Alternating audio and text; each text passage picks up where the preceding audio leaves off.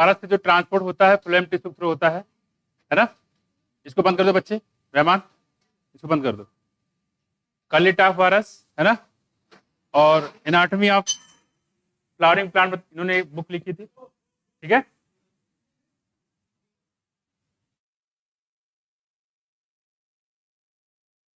ठीक है, तो सबसे पहले हम लोग बात कर लेते हैं यहाँ पे इसके टर्म में हम लोग बात करेंगे।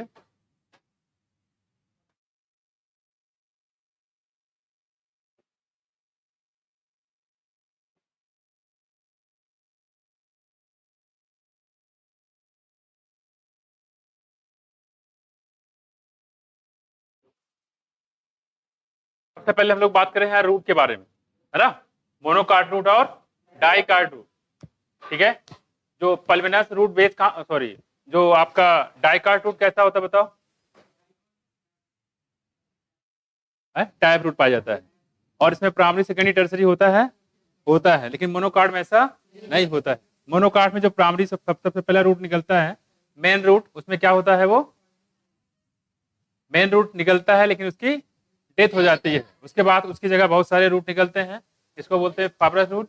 और फाइब्रस रूट कहाँ मिलेगा आपको, ग्रास में, कहाँ पे, ग्रास में मिलता है ना। दूसरी बात हमने बताया था कि यहाँ पे रूट के कई सारे काम बताए थे। पहला काम क्या बताया, वो एंकरेज, दूसरा क्या है, फोटोसिंथेसिस, फूड स्टोरेज, और क्या था, प्लांट ग्रोथ रेगुलेटर, और साथ साथ में सपोर्ट का काम करते थे। बात करते हैं यहाँ पे, इसके बाद जो रूट की बात करें, रूट हेयर की, रूट हेयर कौन से जोन से निकलता था, रूट जोन ऑफ मैचुरेशन से, zone of elongation, zone of maturation, zone of meristematic, बस है कुछ हम लोग बात किया था। इसके बाद हम लोग बात करें सबसे पहले किसकी बात किया था हमने,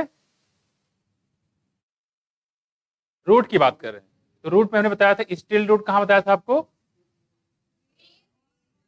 मेज और शुगर केयर में। प्रॉप रूट कहाँ बताया था, निमेटोफोर कहाँ बताया था, एजोफोरा में निमेटोफोर बताया था।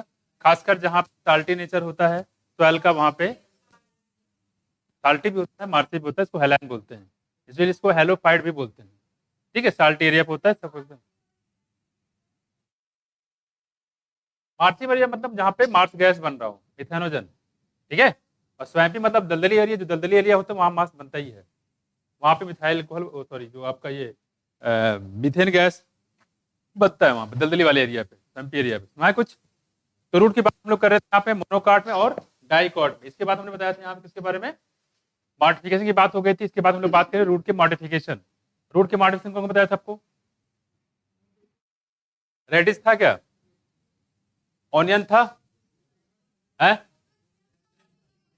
ऑनियन नहीं बच्चे, लीफ का है, किसका है, लीफ का है, ऑनियन में। और बताओ, हमने बताया था जैसे कि ओलोकोसिया था क्या, ओलोकेशिया, ओलोकेशिया है ना, एस्पेरेगस, ये सब रूट के मॉडिफिकेशन है। साथ साथ जो टर्निप होता है, बीट होता है, चुकंदर, ये सब रूट के मॉडिफिकेशन होते हैं। ओलोकेशिया स्टेम का होता है, ओलोकेशिया कोलोकेशिया स्टेम का होता है। जिंजर किसका होता है, स्टेम का होता है ना, किसका होता है, स्टेम का होता है, ठीक है। फिर हमने बात करते हैं यहाँ पे किसके बारे में, अगला हमारे पास था कौन सा, लीफ की बात करते हैं, लीफ, जैसे ऑनियन की बात करते हैं यहाँ पे, और साथ साथ किसकी, गार्लिक की। वहां पे जो लीफ का मॉडिफिकेशन होता है, खास इसमें फूड का स्टोर करने का काम करते हैं। इस साथ हम लोग बात करते हैं यहाँ पे, मान लो लीफ की बात करें तो लीफ में कई सारे पार्ट बताया था, लीफ रिमाइना बताया था, और क्या बताया था, लीफ की जो डंठल उसको क्या बोला था हमने, पेटियोल, है ना। और इसमें बताया था यहाँ पे, लीफ में बताया था यहाँ पे मोनोकार्ड में कैसा लीफ होता है, मोनोकार्ड में है, वेनेसन की बात करें तो कैसा हो जाएगा, पैरेलल। डाइकार्ड में कैसा हो जाएगा, रेटिकुलेट होता है, जालीदार होता है, ठीक है, सुधार रखिएगा। दूसरी बात हमने बताया था यहाँ पे, लीफ में जो अरेंजमेंट होता है उसको बोलते हैं हम लोग फिलोटेक्सी। जैसे बताया था हमने, अल्टरनेट कहाँ पे, चना रोज मसूर और सनफ्लावर। दूसरा बताया था अपोजिट कहाँ पे, गुआवा और कैलेड्रोपिस में। और तीसरा बताया था हमने वर्ल्स, जो बताया था किसमें, अल्स्टोनिया और नेरियम में, ठीक। हमने बताया था यहाँ पे कि जो प्रेजेंटेशन के बारे में बताया था, यहाँ पे रेंडमली बता दो, प्रेजेंटेशन कितने टाइप के थे यहाँ पे, 5 टाइप के। पहला बताया था मार्जिनल, दूसरा बताया था एक्साइल, फिर बताया था पेराइटल, फिर क्या बताया था, प्रीसेंटल, फिर क्या बताया था, बेसल बताया था, ठीक है। जैसे बताया था सनफ्लावर और मैरीगोल्ड, क्या बताया था इसमें, बेसल होता है, क्या होता है, बेसल होता है। टोमेटो, लीमन और चना इसमें क्या होता है, हाँ, एक्साइल होता है। और पी में कैसा होगा, हाँ, ठीक है। और इसमें आर्जिमोन में कौन सा बताया था? हाँ, पेराइटल होता है। तो ये कुछ बात यहाँ पे ध्यान रखिएगा। इसमें बताया था यहाँ पे अगर ओवल्स जो पेरिफेरी पे होता है तो कैसा होता है? ये पेराइटल होता है। कैसा होता है? पेराइटल। बात करते हैं ओवरी के 3 टाइप की है, सुपीरियर, इंफीरियर और हाफ इंफीरियर। हमने सबसे बताया था हाइपोगोनस ओवरी, ओरी सुपीरियर। ठीक है, 3 एग्जाम्पल मस्टर्ड, चाइना और ब्रिंजल की बात कर रहे हैं यहाँ पे। ठीक है, एपिगैनस बताया था ओवरी कैसी होती है? इंफीरियर। कौन कौन से एग्जाम्पल बताया आपको? कुकुम्बर, रेफ्लोटा और सनफ्लावर। ये क्वेश्चन आपसे पूछा गया है। ठीक, 2021-22 में आया है। ठीक, रेफ्लोटा और सनफ्लावर। और ओवरी कैसी? हाफ इंफीरियर, प्लम, पीच और रोज की बात बताया था यहाँ पे। ठीक है, इस स्टेशन की बात करते हैं। पहला कौन सा बताया था? वालवेट। वालवेट किसने बताया था? कैलोट्रोपिस में सारे जो बल्स होते हैं एक दूसरे को टच नहीं करते हैं, ओवरलैपिंग ये नहीं करते। उसको बताया था कौन सा? ट्विस्टेड। ट्विस्टेड में कौन बताया था आपको? भिंडी, लेडीज फिंगर, कॉटन और चाइना रोज। ठीक, और हमने बताया था इसके बाद कौन सा बताया था हमने? इम्ब्रिकेट। इम्ब्रिकेट में कौन कौन था? गुलमोहर और कैसिया। वेक्जेली में कौन बताया था आपको? हाँ, पी के करेक्ट बताया तुमने। कुनकुंशियल, कुनकुंशियल हमारे एक गुआवा, ये बता सकते हो कुनकुंशियल में। ठीक है, गुआवा है। साथ में वेक्जेली कहाँ हो जाएगा? पी में। कहाँ पे? पी में हो जाएगा। ठीक है, तो ये हम लोग बात कर रहे हैं यहाँ पे इसके एस्टिवेशन की। लीफ हो गया हमारे पास और फ्लावर हो गया। ठीक है, इस तरह हम लोग बात करते हैं यहाँ पे एंडोसियम की बात कर लेते हैं। ठीक, अगर यहाँ पे मोनोडेल्फस एक कंडीशन बताई थी, एक बंच बनाए तो क्या बनेंगे? मोनोडेल्फस। कहाँ बताया था? China rose. डायडेल्फस कहाँ पे? पी में। पॉलीडेल्फस सिट्रस कहाँ पे होगा? सिट्रस में होगा। ठीक है, और उसके बाद गैमोसेप्लस, पॉलीसेप्लस के बारे में पता है यहाँ पे। और एपोकार्पस ओवरी कहाँ बताया था आपको? लोटस, रोज, माइचेलिया, है ना, एपोकार्पस। और सिनकार्पस कहाँ बताया था? पेपेबर में। और कहाँ है? टोमेटो में। और कहीं है? मस्टर्ड में। ठीक है, और सब हमने बताया था यहाँ पे इसके जो है इसके सिमेट्री के बारे में बताया था। ये बताया था रेडियल सिमेट्री, इसको बोलते हैं हम लोग एक्टिनोमार्फिक। दूसरा बताया था बायलेटरल सिमेट्री, इसको बोलते हैं जाइगोमार्फिक। एक्टिनोमार्फिक कौन सी जान बताया था आपको? Mustard, China rose, brinjal. ये था कि चिली था? चाइना रोज और धतूरा। धतूरा था, बिल्कुल। क्या था? धतूरा था। ठीक है, मस्टर्ड, धतूरा, चिली था। क्या था? चाइना रोज नहीं है, चिली है बच्चे। ठीक है, इसमें बताया था यहाँ पे कौन सा दूसरा बताया था हमने? जाइगोमार्फिक में गुलमोहर, कैसिया, पी और बीन होता है। ठीक है, ये हो गए फ्लावर के एग्जाम्पल। ठीक है, लीफ हो गया, फ्लावर हो गया, फ्रूट। फ्रूट कैसे बताया था हमने? जैसे मैंगो की बात करें, और दूसरा बताया था हमने कोकोनट की बात करें, कैसा होता है? ड्रूप होता है, दोनों के दोनों। मल्टी कार्पेली, सिनकार्पस सुपीरियर ओवरी से बनता है। ठीक है, और ड्रूप होता है, बात करेंगे इसमें मेजोकार्प, मैंगो मेजोकार्प इडिबल है, जबकि इसमें कैसा होता है? फाइब्रस होता है। और इंडोकार्प दोनों में क्या है? स्टोनी है। दोनों में स्टोनी जो खाने योग्य नहीं होता है। कुछ माया। इसके बाद हम लोग बात कर रहे हैं सीड की बात करें। सीड में आपको पता है यहाँ पे। ठीक है, सीड में आउटर क्या होता है? टेस्टा। उसके बाद क्या होगा? टिगमन होता है। अंदर वाले में क्या होगा? यहाँ पे फिर 2 कोइडन पाए जाते हैं। अगर डाइकॉट है तो मोनोकार्ड में कोइडन सिंगल पाया जाता है। इसके बाद चारों तरफ की जो लेयर होती है मोनोकार्ड, उसको बोलते हैं एलुरान लेयर, जिसका नेचर होता है प्रोटीनेशियस। क्या जाता है? प्रोटीनेशियस। 3 फैमिली हम लोग के पास, पहला फेबेसी, दूसरा है सोनेसी, तीसरा है लिलेसी। ठीक है, एस्पेरेगस कौन सा फैमिली में आएगा बताओ? लिलेसी आएगा। क्या आएगा? लिलेसी आएगा। टुलिप ग्लोरेसा किस में आएंगे? लिलेसी में आएगा। किस में आएगा? लिलेसी में आएगा। एलोवेरा किस में आएगा? लिलेसी आएगा। ठीक है, इसमें चिली की बात करें तो किस में आएगा? सोनेसी में आएगा। किस में आएगा? सोनेसी में। मुलेठी किस में आएगा बोलो? फेबेसी में आएगा। कहाँ पे? फेबेसी में। सारी दालें किस में आती है? फेबेसी में आता है। किस में आएगा? फेबेसी में आएगा। परसिस्टेंट कैलिस और सोलन प्रेसेंटा कौन सा फैमिली बताया था? सोनेसी बताया था। कौन सा? सोनेसी में। इसमें ओवरी कैसी है? तीनों में सुपीरियर है।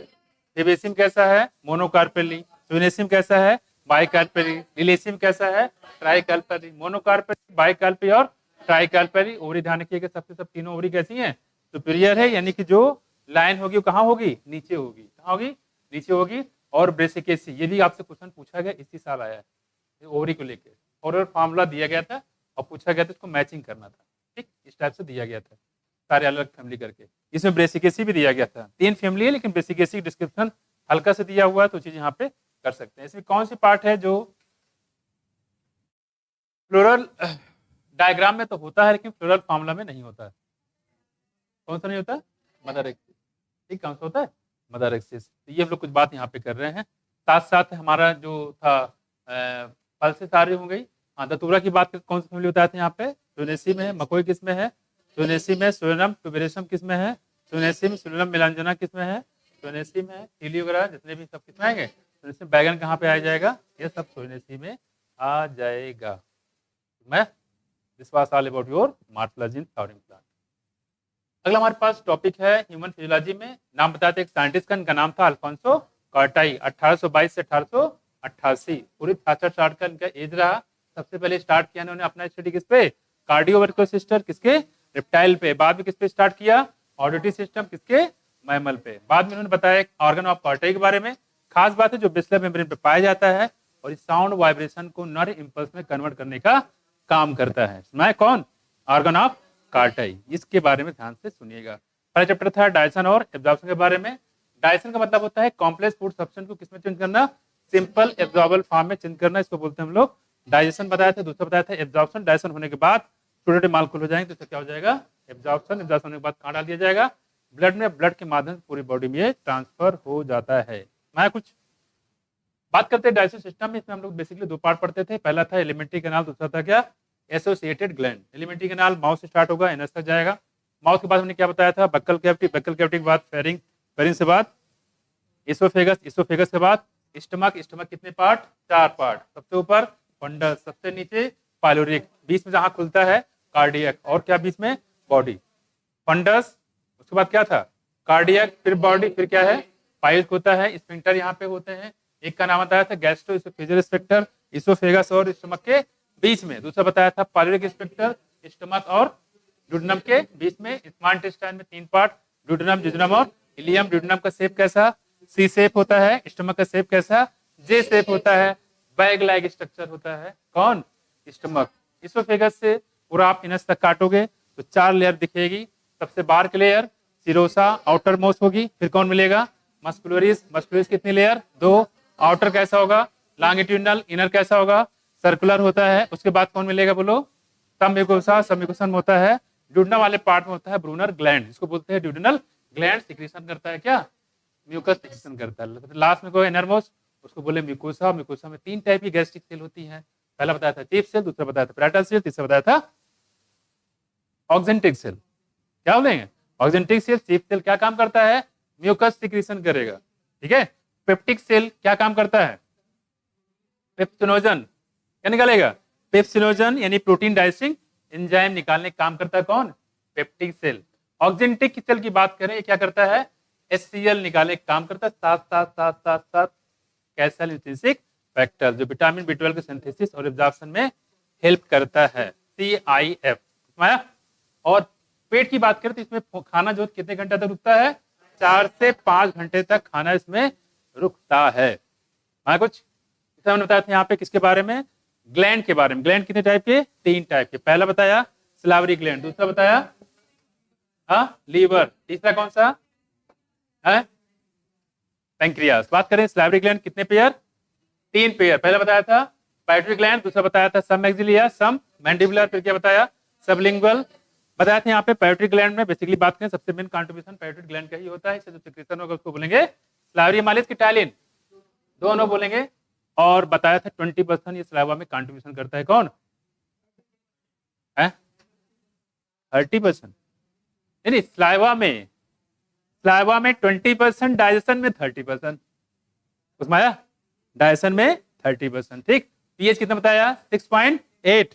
कितना? 6.8। बात करते हैं यहाँ पेट्यूटरी ग्लैंड, उसकी डक्ट का नाम बताया हमने। अरे अरे अरे अरे, पेट्यूटरी ग्लैंड के डक्ट का नाम क्या था? बताओ शीतल, तगुन, कली। कहाँ खोई लड़की? सुबह हो गई पता है? तो बाहर हो रही है पता है। देखो इसको बोलते हैं स्टेंसन। क्या बोलेंगे? Stensen duct. क्या बोलेंगे? ठीक है। सब मैक्सिलियर सब मैंडिबुलर के डक्ट क्या बोलेंगे? भेड़ की चाल मत चलो, आगे चल रहा तुम भी चलो, पीछे देख दो लो कहाँ जा रहा है भेड़। अगला गड्ढे में कूद रहा तो आप भी कूद जाओगे। आगे देखो, इसलिए तो आंखें दी ऊपर वाले, वरना एक ही आंखें देखता सारे इंसान को मिला के, अलग अलग आंखें दे रखा है। पेट्यूटरी ग्लैंड की डक्ट को बोलेंगे स्टेंसन डक्ट। सब मैक्सिलियर सब मैंडिबुलर के डक्ट को बोलेंगे वाटरन डक्ट। और वाटर डक्ट कहाँ लिखता खुलता है? लोअर सेंट्रल इंसाइजर में, किसमें?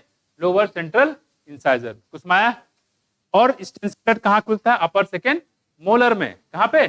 मोलर में खुलता है। इसके बाद बताया था हमने कौन सा सबलिंगुअल ग्लैंड। सबलिंगुअल कहाँ होगा? बिलो द टंग होगा। ये 3 पेयर आपके हो गए कौन से? Associated gland. अगला हमारे पास था पैंक्रियाज, दूसरा था हमारे पास liver. Liver is the largest gland. कितना वेट होता है इसका? 1.2 से 1.8 केजी होता है। स्ट्रक्चर फंक्शन कौन सी है? Hepatic globule. और हेपेटिक ग्लोब्यूल जो है ये बना होता है हेपेटिक सेल से, ठीक है। और हेपेटिक ग्लोब्यूल चारों से कवर होता है किससे? क्लीसन कैप्सूल। इसका नेचर कैसा है? नेचर कैसा है? Connective tissue. कैसा है? Connective tissue. ध्यान रखिएगा इसमें। लीवर का मेन काम बताया था हमने, बाइल सिक्रीशन। क्या? Bile secretion. इसमें कोई भी एंजाइम नहीं होता है। सिक्रीशन यहां से होता है, लेकिन स्टोर और कंसंट्रेट गॉल ब्लैडर में होता है। गॉल ब्लैडर का डक्ट बताया था, सिस्टिक डक्ट, लीवर का डक्ट बताया था, हेपेटिक डक्ट, दोनों मिल जाएंगे क्या बनाएंगे? Common bile duct. क्या बनाएंगे? Common bile duct. Common bile duct किससे मिलेगा? पैंक्रियाटिक डक्ट से बनाएंगे हिपेटो पैंक्रियाटिक डक्ट। और हिपेटो पैंक्रियाटिक डक्ट खुलता है कहां पे? ड्यूडेनम में। सी सेफ ड्यूडेनम। किस इंस्पेक्टर की मदद से? स्फिंक्टर ऑफ ओडाई 2020 में पूछा गया ये। मैं स्फिंक्टर ऑफ ओडी बोलते हैं, ठीक। ड्यूडेनम की बात करें, ड्यूडेनम की बात करें, ड्यूडेनम, जेजुनम और इलियम। 3 part small intestine. किसके बाद आएंगे हम लोग? लार्ज इंटेस्टाइन में सीकम, कोलम और रेक्टम। खास तो बताया था किसके बारे में हम लोग? सीकम के बात कर रहे थे। ये सीकम जो है ये क्या बनाता है? कुछ विटामिन, वर्मी फॉर अपेंडिक्स की बात कर रहे थे। तो फॉर्मेशन करते हैं अभी आपको सुने, जिसमें जो स्मॉल ब्लाइंड सैक होता है इसमें कुछ बैक्टीरिया भी पाए जाते हैं। बात में कुछ तो ये कुछ बात कर रहे थे हम लोग इसके बारे में, ठीक है। और लार्ज इंटेस्टाइन कितने पार्ट? 3 की 4? 4। पहला असेंडिंग, दूसरा ट्रांसफर, फिर डिसेंडिंग, फिर सिग्माइड होता है। 4 पार्ट होते हैं। कौन से होते हैं? 4 पार्ट होते हैं। तो ठीक ये हो गए आपके एलिमेंट्री कैनाल के पार्ट। बात करते हैं दांत की। दांत लाइफ में 2 बार निकलते हैं, इसको बोलते हैं डायफाइडंट। पहले दांत क्या बोलेंगे? टेम्परेरी या मिल्क टीथ। दूसरे क्या होंगे? परमानेंट। मिल्क टीथ कितने? 20102। दूसरा क्या है? 2123, ठीक है। बच्चों में दांत कितने होंगे? पूरे 20। और एडल्ट में कितने होंगे? 32। कितने ऐसे होते हैं जो एक बार लाइफ में निकलते हैं दांत? 12। इसमें से कौन से प्रेमोलर है? 8 प्रेमोलर और 4 मोलर होते हैं। यानी कि 12 दांत ऐसे होते हैं जो लाइफ में मात्र एक ही बार करते हैं और निकलते हैं। और ये अगर टूट गए तो राम नाम सत्य, फिर हमेशा के लिए खत्म कहानी। तो ये टूटने ना पाए, बाकी दांत टूट जाए, ठीक है, ठीक है। लोग कहते हैं दूध के दांत ही तो है, टूट जाए तो क्या होगा? दोबारा फिर निकलेगा। गलती से मोलर टूट गया तो, प्रेमोलर टूट गया तो फिर दोबारा नहीं निकलेगा दांत। खराब तो खराब। फिर मैंने बताया क्या बताया? देखो एक हमने बताया था कि बात नहीं करो, सबसे अपर सरफेस बना होता है किसका? इनेबल का। इनेबल बनाता है कौन? कौन से सेल? एमेलियोब्लास्ट सेल। ये भी आपसे पूछा गया है। और इसके जस्ट अंदर होता है डेंटिन। इसका फंक्शन कहां से होता है? ओडोंटोब्लास्ट सेल से फंक्शन इसका होता है। इस तरीके से यहाँ पे दूध, सॉरी, जो आपका टीथ होता है, तो ये पूरा आपका अरेंजमेंट होता है। क्लियर? टीथ हो गया आपका, बाकी सब मुझे लग रहा सब कुछ तो हो ही गया था। और अब आते हैं इसके आगे। देखो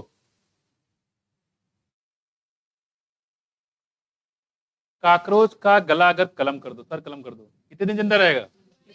है कितने दिन? हाँ बिल्कुल। कभी काटा है काकरोच को?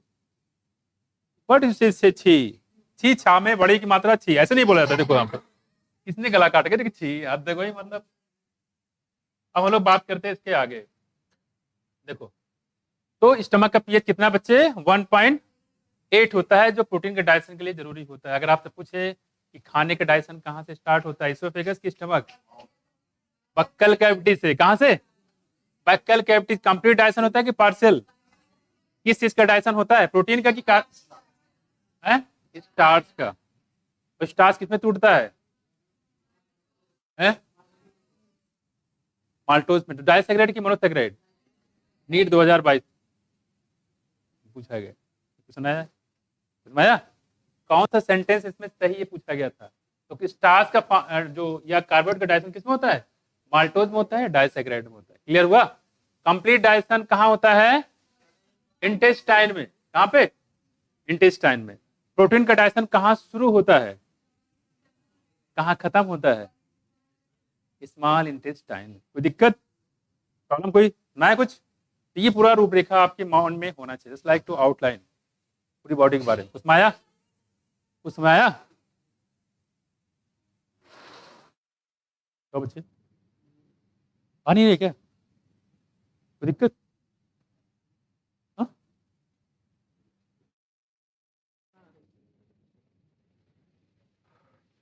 हो गया बच्चे। तो पेट में खाना कितने समय तक रहेगा बच्चे? बाकी लोग की बात नहीं कर रहे हैं, कुछ लोग तो खा लेते इतना कि खत्म नहीं होते। यहाँ देखो, यहाँ तक खा लोगे खुश खुश के तो क्या होगा, पता नहीं कल मिले कि ना मिले। ऐसा होता है सब उनके? नहीं, नहीं होता है। पता नहीं, कहते पता नहीं। देखो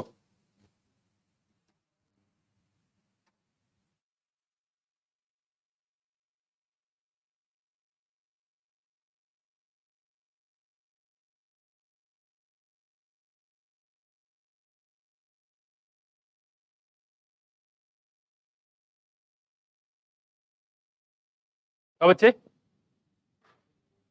यहाँ देखो, तो देखो यहाँ देखो, तो यहाँ पे हमने बताया था म्यूकोसा जो होती है, ठीक है। देखो इसे यहाँ रखना, देखो ये क्या है, स्टार्च, और ये क्या है, माल्टोस। तो कौन सी है ये, डाइसैकेराइड, और ये क्या है, पॉलीसैकेराइड। क्या है, पॉली। ठीक है। पीएच कितना बताया देखो, इसलिए मालिश का दूसरा नाम क्या बताया हमने, टाइलिन। क्या है, टाइलिन, याद रखिएगा। इसी का दूसरा नाम है बच्चे टाइलिन। ठीक। देखो अब करें तब म्यूकोसा और stomach has gastric gland. Gastric gland है 3 मेजर टाइप ऑफ सेल। पहले बताया था mucus next cell which secrete mucus बनाता है। पेप्टिक या चीफ सेल, इसकी बात कर रहे थे यहाँ पे, जो प्रोएंजाइम पेप्सिनोजन बनाता है। और पेप्सिनोजन कैसा होता है, एक्टिव की इनएक्टिव, इनएक्टिव होता है। कैसा होता है, इनएक्टिव। यहाँ देखो पेराइटल या एचसी को क्या बोलते हैं, oxyntic cell which secrete HCl and intrinsic factor, जो बोलते हैं factor for essential absorption for vitamin बी12। इसका नाम बताया केमिकल कौन सा है, क्या नाम है केमिकल नेम, ये बढ़िया है। इसका केमिकल नेम क्या है विटामिन बी12 का, साइनोकोबैलामीन। विटामिन बी1 का क्या है,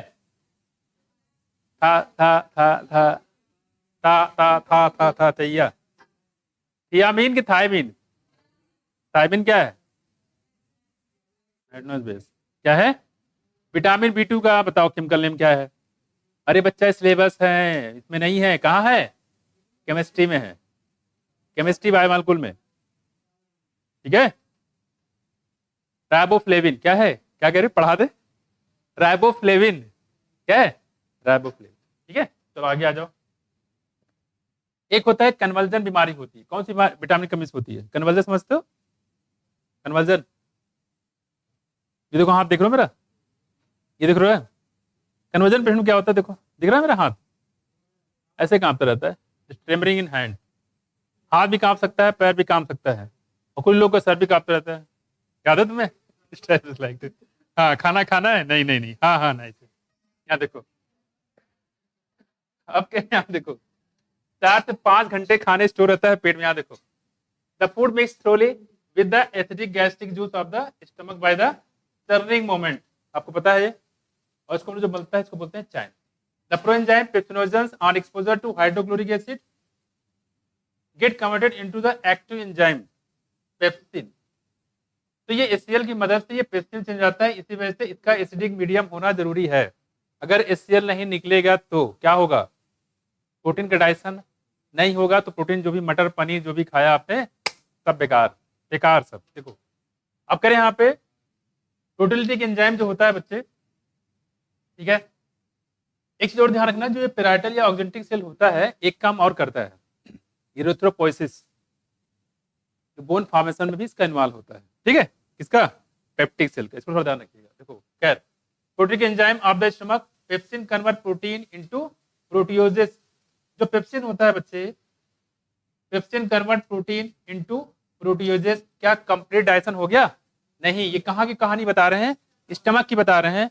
स्टमक के अंदर जो प्रोटीन होता है प्रोटियोजेस में टूट जाएगा और पेप्टोन में टूट जाएगा, इसको हम पेप्टाइड बोलते हैं।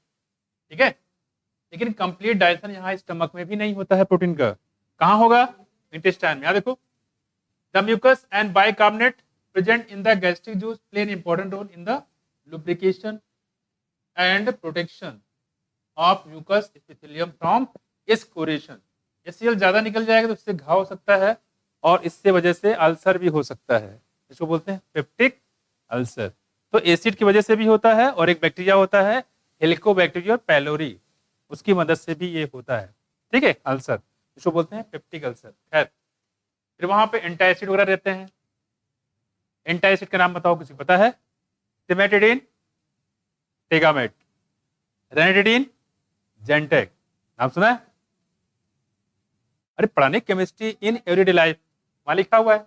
रेंटेक जेंटेक के नाम से मेडिकल स्टोर पे मिलता है। मैं एसिडिटी हो जाए तो इसके लिए यूज कर सकते हैं। ठीक, आगे देखो, कह रहे हैं यहाँ पे by highly concentrated hydrochloric acid HCl provide the acidic pH. इससे क्या होता है बच्चे?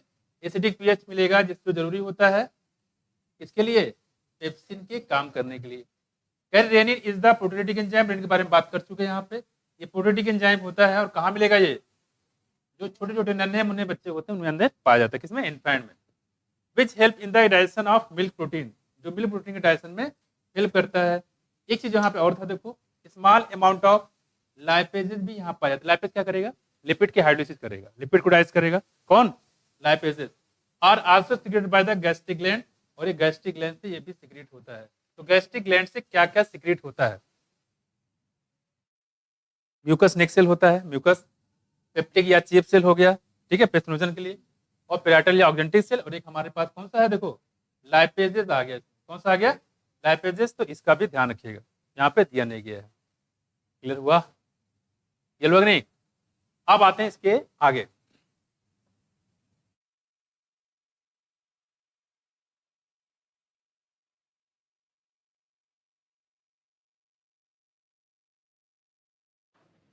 कह रहे कि various type of movements are generated by the muscularis layer. कौन सी लेयर? Muscularis layer. यहां देखो, मस्कुलरिस लेयर, मस्कुलरिस लेयर कौन सी लेयर थी?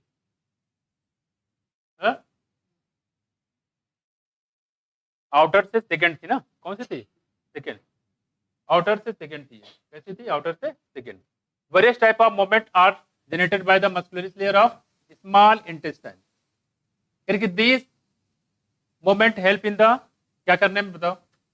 ये पूरा जो फूड होता है उसको पूरा जो है मिक्सअप करने में हेल्प करता है। ठीक, अब देखो आगे।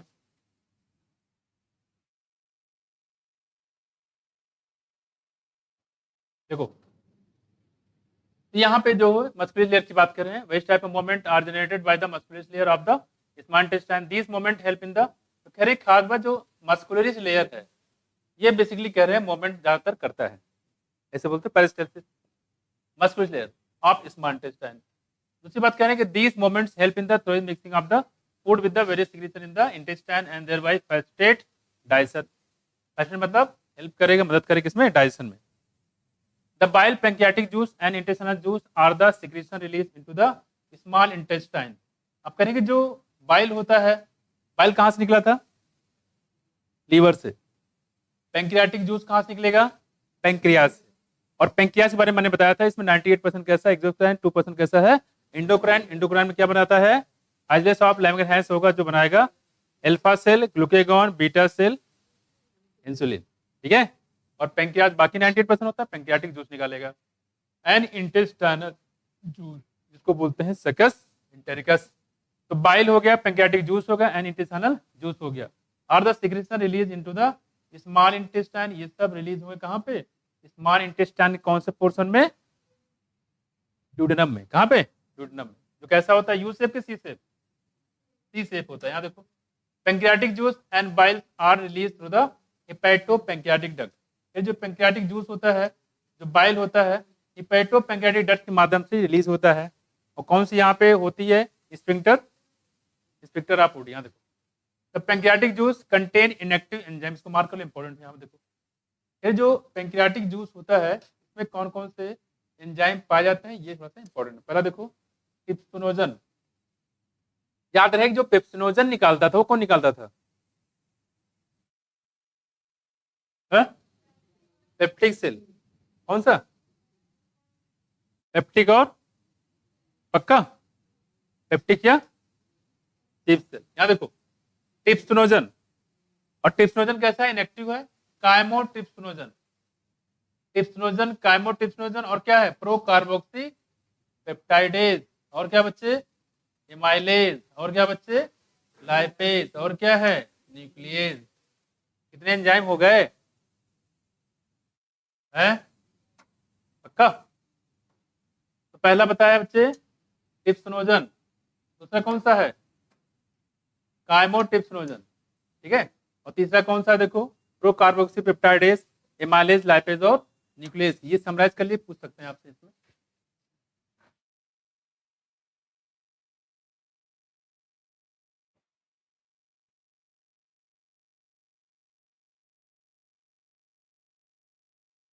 इसमें डायरेक्ट पूछे कौन सा ऐसा है जो पैंक्रियास से निकलता है। कहाँ निकलता है? पैंक्रियास से।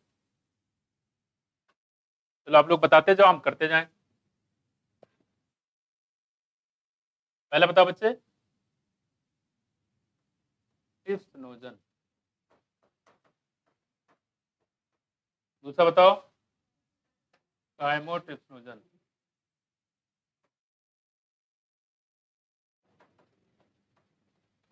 दूसरा बच्चे, प्रो कार्बोक्सी पेप्टाइडेज।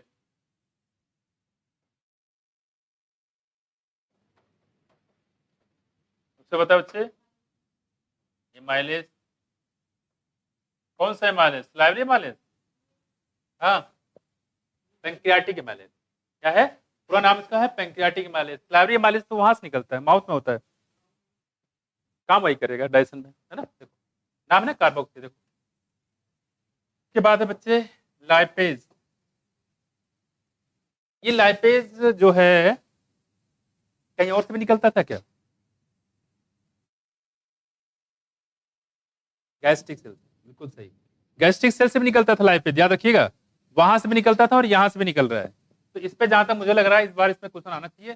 कौन सा एंजाइम आ भी चुका है, कौन सा जो है पैंक्रियाटिक एंजाइम है, इसमें से कोई भी आपसे पूछ सकते हैं। तो ये हो गया आपके पास लाइपेजेस। और साथ साथ एक और है हमारे पास, कौन सा? न्यूक्लियस।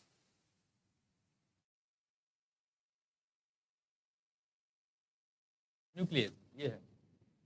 तो ट्रिप्सिनोजन 1 2 3 4 5 6 हो गए हमारे।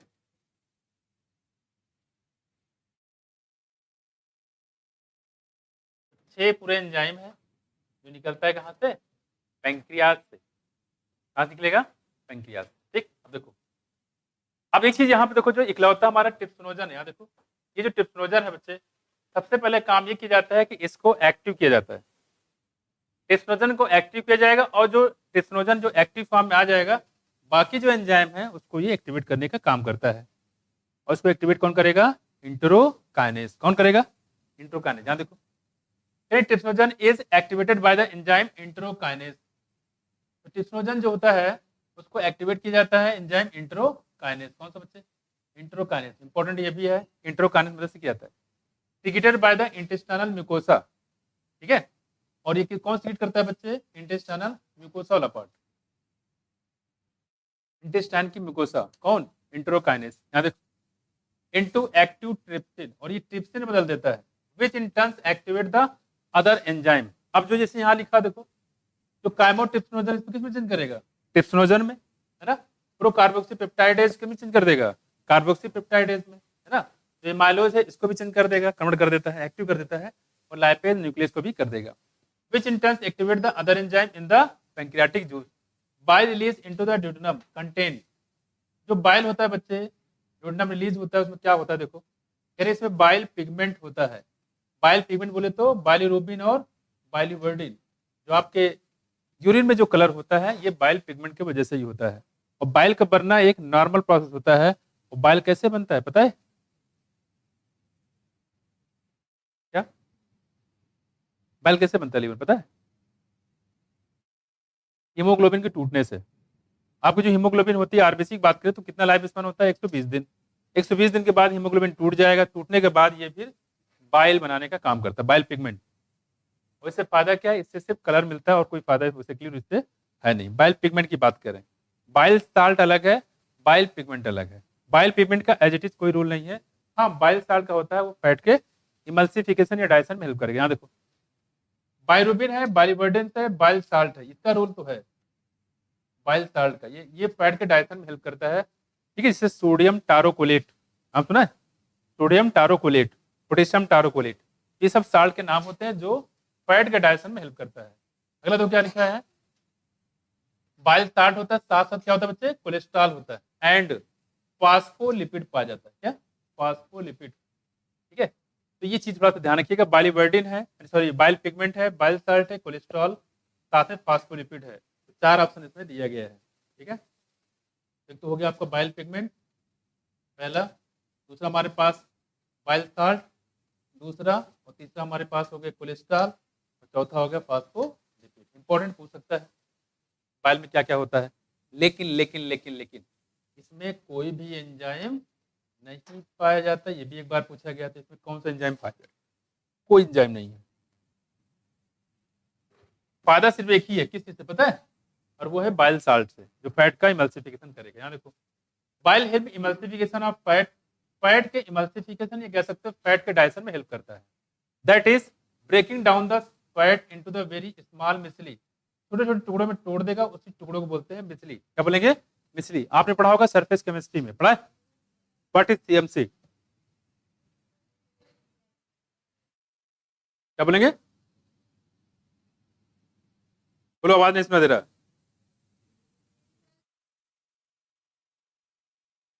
क्रिटिकल मिसली कंसंट्रेशन, ये तो है, ये तो है, मिसली पढ़ा होगा आपने, सीएमसी क्रिटिकल मिसली कंसंट्रेशन। और ये पढ़ा होगा क्राफ्ट टेम्परेचर, वो क्या होता है, हाँ, जिस टेम्परेचर पे मिसली बन जाए तो क्या बोलेंगे, क्राफ्ट टेम्परेचर। आ जाओ बच्चे, bile also activated lipase, bile क्या करता है बच्चे, लाइपेज को भी एक्टिवेट करता है। ये फैट का इमल्सिफिकेशन करेगा ही, फैट का डाइजेशन तो करेंगे, साथ साथ लाइपेज जो होता है ये भी फैट के इमल्सिफिकेशन में हेल्प करता है। ये हम लोग पढ़ रहे हैं किसके बारे में, पैंक्रियाटिक जूस के बारे में। कितने एंजाइम निकलेंगे, 6, कितने निकलेंगे, 6, याद रखिएगा, ट्रिप्सिनोजन, काइमोट्रिप्सिनोजन, प्रोकार्बोक्सीपेप्टाइडेज, एमाइलेज, लाइपेज और न्यूक्लियस। और लाइपेज के बारे में बात करें तो लाइपेज आपने पढ़ा था गैस्ट्रिक म्यूकोसा से भी निकलता था, ठीक है, और यहां से भी निकल रहा है, और आगे चलोगे तो वहां भी आपको मिलेगा। ये कुछ बातें हैं, थोड़ा सा ध्यान रखिएगा। अब आते हैं, ये आपका पेंक्रियाज वाला पार्ट ये खत्म हो गया। अब बढ़ते हैं इसके बाद कौन सा, इंटेस्टाइनल म्यूकोसा की बात कर लेते हैं। देखो यहाँ देखो, intestinal mucosa epithelium has goblet cell, क्या होता है बच्चे, गॉबलेट सेल, पता है यूनिसेलुलर के मल्टीसेलुलर, यूनिसेलुलर होता है ना, मल्टीसेलुलर कौन सा बताया था आपको, स्लावी ग्लैंड। यहाँ देखो, ये ग्लैंडुलर टिश्यू के एग्जांपल में थे, वे सीक्रेट म्यूकस, और ये म्यूकस का सीक्रेशन करता है। कौन से ऐसे काकरोच के माउथ पार्ट होते हैं जो सिंगल होते हैं, लेबियम की लेब्रम, हाँ, दोनों होते हैं, सिंगल होते हैं, ठीक है। और कौन कौन से पेयर होते हैं, मैंडिबल, मैग्जिला, और कुछ है, हाँ, नहीं है, नहीं है, तो ये, और कोई सिंगल था क्या, हाइपोफैरिंक्स भी है, क्या है, हाइपोफैरिंक्स। इसमें ग्राइंडिंग और इंसिजन रीजन पाया गया था, मैग्जिला में था, कहाँ था, हाँ, मैंडिबल की मैग्जिला कि दोनों में, दोनों में, मैंडिबल में होता है, ऊपर नीचे मत बोलो, मैंडिबल में होता है, क्या होगा, मैंडिबल में होता है, ग्राइंडिंग और इंसिजन रीजन, ठीक है। काकरोच का जो माउथ पार्ट होता है कैसा होता है वो, piercing sucking type, biting chewing type है, ये कफिंग टाइप, खांसता है काकरोच, बाइटिंग और चेविंग टाइप, पहले ये चबाता है फिर खाता है ना, काटता है और चबाता है। देखो ये कैसा होता है, नॉकटर्नल है और ओमनिवोरस है। और खास बात, इसको मेल को फीमेल से कैसे डिफरेंशिएट करते हैं, with the help of anal style की कडल स्टाइल, हाँ, दोनों एक ही है। और हमने मशरूम ग्लैंड बताया था, किसमें था, मेल काकरोच की फीमेल, कोलेटरल ग्लैंड, पाइलिक ग्लैंड, हाँ, सब तो याद करके बैठो। यहाँ देखो, आप कह रहे हैं यहाँ पे the secretion of the brush border cell, brush border cell याद आया, of the mucosa along with secretion of goblet cell, brush border cell के मिला के गॉबलेट सेल के मिला के क्या करें, constitute the intestinal juice, और ये इंटेस्टाइनल जूस बनाने का काम करता है। ये भी क्वेश्चन आया है। और इसी को बोलते हैं बच्चे सकस इंटेरिकस। सकस इंटेरिकस कुछ नहीं है, ये सिर्फ इंटेस्टाइनल जूस है। ठीक, देखो दिस जूस कंटेन क्या क्या होता है, देखो यहाँ पे variety of enzyme like disaccharidase. Number 1 क्या होगा बच्चे, डाइसैकेराइडेज। आपको याद होगा कि सबसे पहले माउथ में हमने स्टार्च को मेंशन कर दिया था माल्टोज में, और माल्टोज कैसा था, डाइसैकेराइड। अब ये उस डाइसैकेराइड फिर से काम करेंगे। हमने बताया था इंटेस्टाइन में डाइजेशन कंप्लीट हो जाता है, तो वहां पर डाइसैकेराइडेज आएगा जो डाइसैकेराइड को चेंज करेगा किसमें, ग्लूकोज में। किसमें, मोनोसैकेराइड या ग्लूकोज। यहां देखो जैसे एग्जांपल में माल्टोज। दूसरा देखो बच्चे डाइपेप्टाइडेज। पीछे बताया था हमने किसके बारे में, पेप्सिन के बारे में। पेप्सिन क्या किया था, प्रोटीन को तोड़ा किसमें, प्रोटीओजेस या पेप्टोन्स में।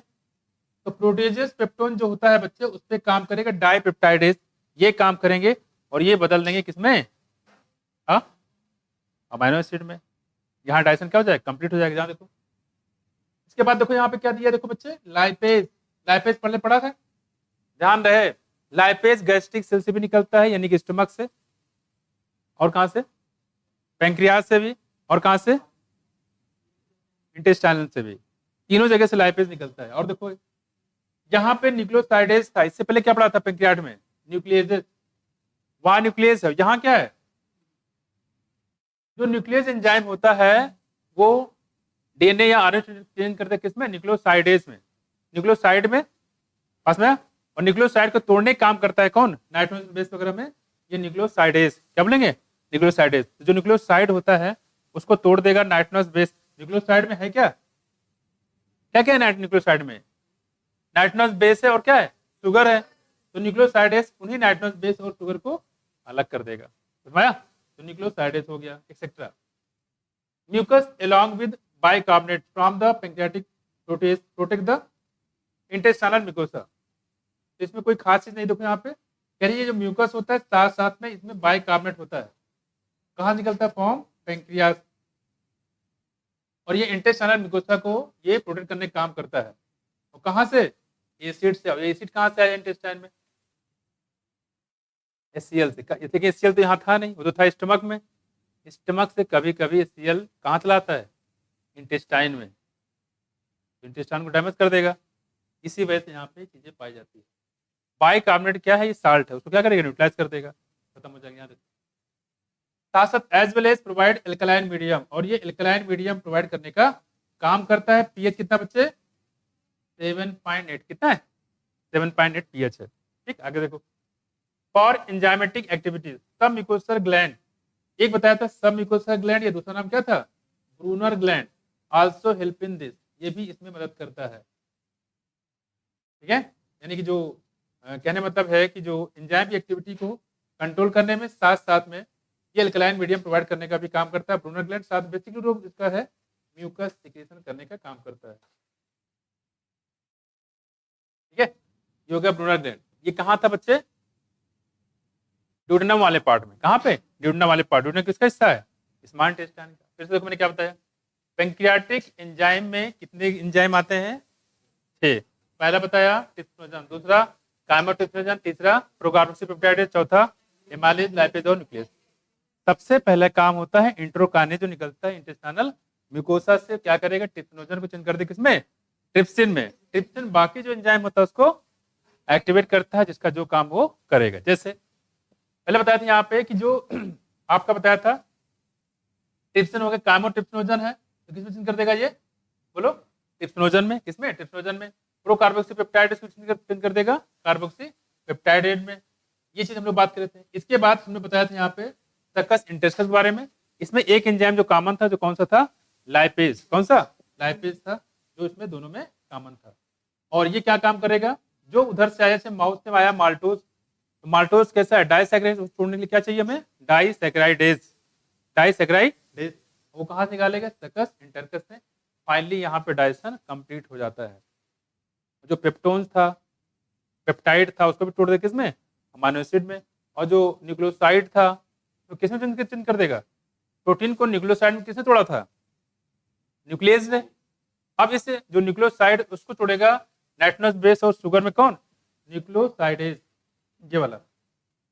यहाँ पे न्यूक्लियोसाइडेज है, वहां पे न्यूक्लियस, एक ही एंजाइम में तीनों में कॉमन है, वो था लाइपेज। ठीक है, ये कुछ बात ध्यान रखिए, साथ में ब्रूनर ग्लैंड का भी ध्यान इसमें रखिएगा। ठीक है, क्योंकि अल्कलाइन पीएच बनाने का काम करता है, साथ साथ म्यूकस सिक्रेशन भी करता है। कुछ बात हो गई हम लोग की, तो अलग कर लोगे इंटेस्टाइन को। मैंने आपको इसका बना दिया है पैंक्रियाटिक, एक एंजाइम जो जैसा है कौन सा, लाइपेज, ये थोड़ा सा कॉमन है, बाकी को आप थोड़ा सा ध्यान रखिएगा। पैंक्रियाटिक एंजाइम याद रखिएगा, सकस जो बचता है किसमें आ जाएगा, सकस इंटरकस।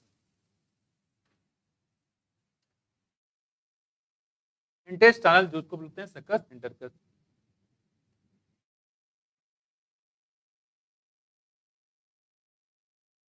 अब देखो,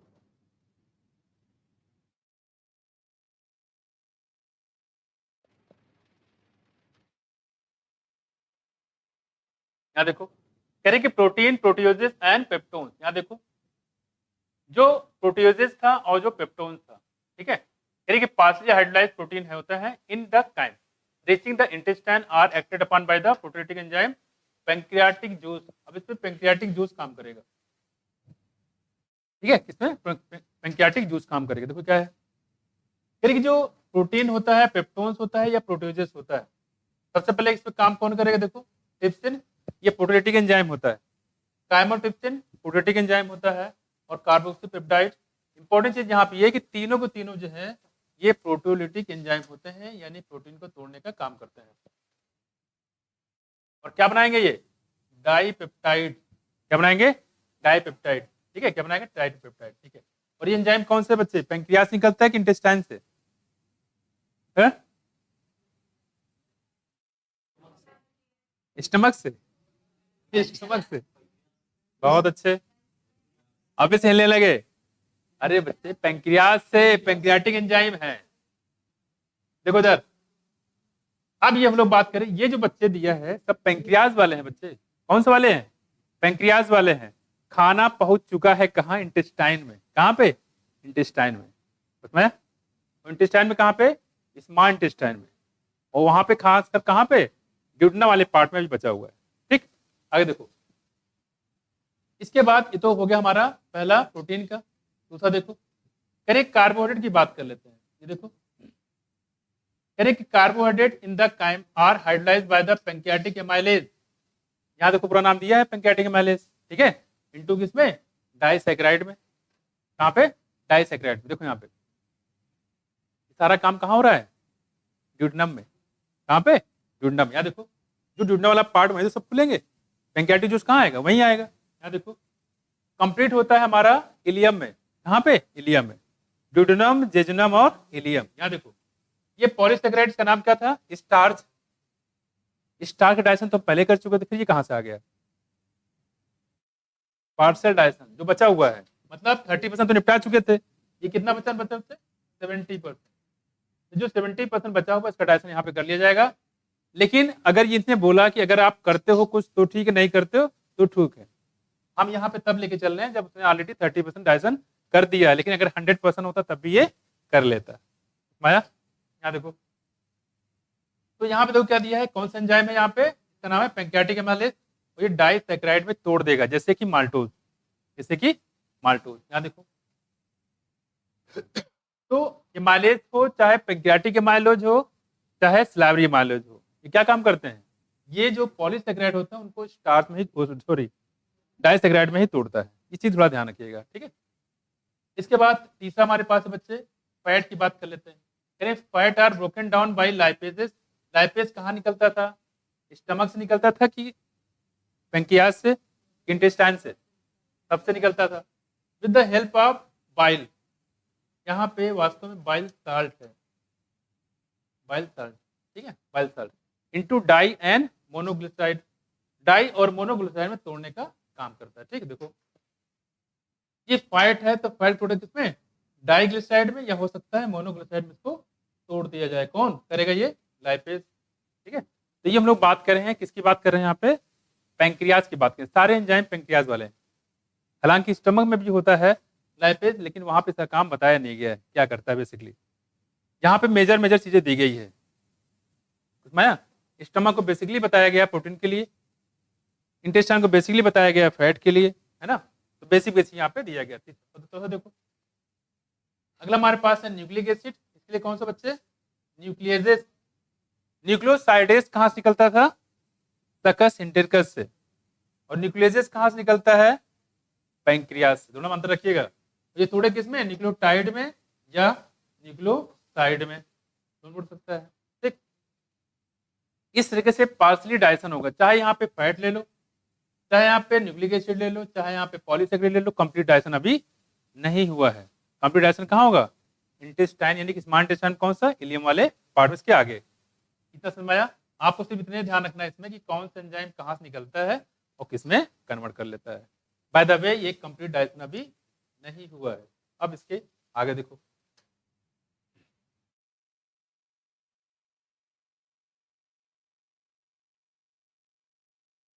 अब हम लोग आ गए हैं, आप देखो अब जो हम लोग पढ़ने जा रहे हैं किसकी बात कर रही है, इंटेस्टाइन, यानी कि स्मॉल इंटेस्टाइन में इलियम वाले पार्ट में हम जा रहे हैं हम लोग। देखो यहाँ पे है इलियम वाला पार्ट, द एंजाइम इन सकस इंटेरिकस। सकस इंटेरिकस की बात करें यहाँ पे, intestinal juice act on the end product of the above reaction to form the respective simple absorbable form. This final step in digestion occurs very close to the mucosal epithelium cell of the intestine. ये जो final step दिखता है, final step digestion occurs very close to the mucosal epithelium cell, mucosal epithelium cell of the intestine. Intestine की mucosal epithelium है, कौन सी layer, mucosa वाली। और कौन सी इंटेस्टाइन, इंटेस्टाइन में कौन सा पार्ट, स्मॉल इंटेस्टाइन, और स्मॉल में खासकर कौन सा पार्ट, ड्यूडेनम, इलियम पे पहुंच जाएगा अभी बस में। ड्यूडेनम तो हो रहा है, ड्यूडेनम होते कहाँ पहुंच जाएगा, इलियम पहुंच जाएगा। इलियम के बाद डाइजेशन कंप्लीट हो जाता है और वहीं पे एब्जॉर्प्शन हो जाता है, फर्दर कोई एब्जॉर्प्शन नहीं होता है फूड का। यहाँ देखो अब आपने जो पैंक्रियाज एंजाइम यूज किया थे पैंक्रियाटिक वाले, अब उसमें फिर से काम करेगा सकस इंटेरिकस से कौन सा, डाइपेप्टाइडेज। डाइपेप्टाइड किस में तोड़ दिया इसने, अमाइनो एसिड में, ठीक है। और माल्टोज किस में तोड़ देगा ये, ग्लूकोज में, और ग्लूकोज के 2 मालिक्यूल होगा, माल्टेज एंजाइम, है ना, तो माल्टेज भी इसी में आ जाएगा, सकस इंटेरिकस। इसके बारे में जानकारी नहीं दिया गया था, दिखा था, नहीं लिखा था। तो अगर आपसे पूछे माल्टेज कहाँ निकलता है तो क्या बताओगे, सकस इंटेरिकस। आपसे पूछे डाइपेप्टाइडेज कहाँ निकलता है, बताओगे सकस इंटेरिकस। आपसे पूछे लैक्टेज कहाँ से निकलता है, ये भी नहीं दिया गया था, क्या बताओगे, सकस इंटेरिकस। आपसे पूछे सुक्रेज कहाँ से निकले, क्या बताओगे, सकस इंटेरिकस। तब इंटेस्टाइनल जूस है। फाइनली क्या होगा, देखो जो लैक्टोज होता है तो ग्लूकोज और गैलेक्टोज में चेंज कर दिया जाएगा। लैक्टोज को कोई और भी एंजाइम है जो तोड़ता है क्या, लैक्टोज को ग्लूकोज और गैलेक्टोज में और भी कोई एंजाइम बदलता है, बताओ कौन सा बताओ विकास, सो रहे हो बेटा, सो रहे हो, ठंड में उड़ दे जाओगे, बताओ शीतल, पता है, बताओ कली, स्वाति, हमारी दोस्त कहाँ घूम रही है, पता नहीं, बताओ बताओ, बीटा ग्लैक्टोसाइडेज कौन सा है, बीटा ग्लैक्टोसाइडेज। बच्चे हम लोग पढ़े थे लैगोप्रान मॉडल में, पढ़ा था, कौन डाइज करता था, बीटा ग्लैक्टोसाइडेज, ठीक है। देखो इधर ये ग्लूकोज में और फ्रक्टोज में तोड़ देगा कौन, सुक्रेज, यहाँ देखो। और अगर मान लो कह रहे हैं कि यहाँ न्यूक्लियोटाइड है, मान लो सपोज दैट न्यूक्लियोटाइड है, तो अगर न्यूक्लियोटाइड है वहां देखो न्यूक्लियोसाइडेज लिखा था, क्या न्यूक्लियोसाइडेज, तो यहाँ क्या लिखा देखो, न्यूक्लियोटाइडेज। तो न्यूक्लियोसाइडेज या न्यूक्लियोटाइडेज दोनों एंजाइम हो सकते हैं। अगर न्यूक्लियोसाइड के फॉर्म है तो न्यूक्लियोसाइडेज काम करेगा, न्यूक्लियोटाइड है तो न्यूक्लियोटाइडेज काम करेगा। इसमें चेंज करें, देखो न्यूक्लियोसाइड में, और न्यूक्लियोसाइड से क्या बन जाएगा, शुगर और बेस। अब शुगर में बन गया और बेस में बन गया, ठीक। आगे देखो लास्ट में था डाई या मोनोग्लिसराइड, इस पे काम करे कौन सा, लाइपेज, फैटी एसिड और ग्लिसरॉल में तोड़ देगा याद करो। यहाँ पे आपको कंफ्यूजन हो सकता है, यहाँ पे अगर आपको ऐसे दे देता है तो हालांकि इसमें ये दिया रहेगा आपको, है ना, रिटर्न दिया हुआ है, अदरवाइज पीछे देखो लाइपेज ने क्या किया था, फैट को किसमें तोड़ा था, मोनोग्लिसराइड या डाइग्लिसराइड में, और यहाँ फिर से लाइपेज दे दिया गया है जो इसी डाई को या मोनो को किसमें, फैटी एसिड और ग्लिसरॉल में तोड़ता है। तो आप यहाँ पे देख लेंगे यहाँ पे लिखा क्या है, ठीक है। अगला वाला स्टेप होगा, ये दोनों काम करता है। फैट को पार्शियल डाइजेशन करेगा तो ये मोनो या डाइग्लिसराइड में तोड़ता है, साथ साथ मोनो या डाइग्लिसराइड को ये फैटी एसिड ग्लिसरॉल में भी तोड़ता है, दोनों काम करता है ये। समझाया? तो यहाँ पे गड़बड़ मत कर देना लाइपेज वाले केस में, लाइपेज तीनों में है, ठीक है।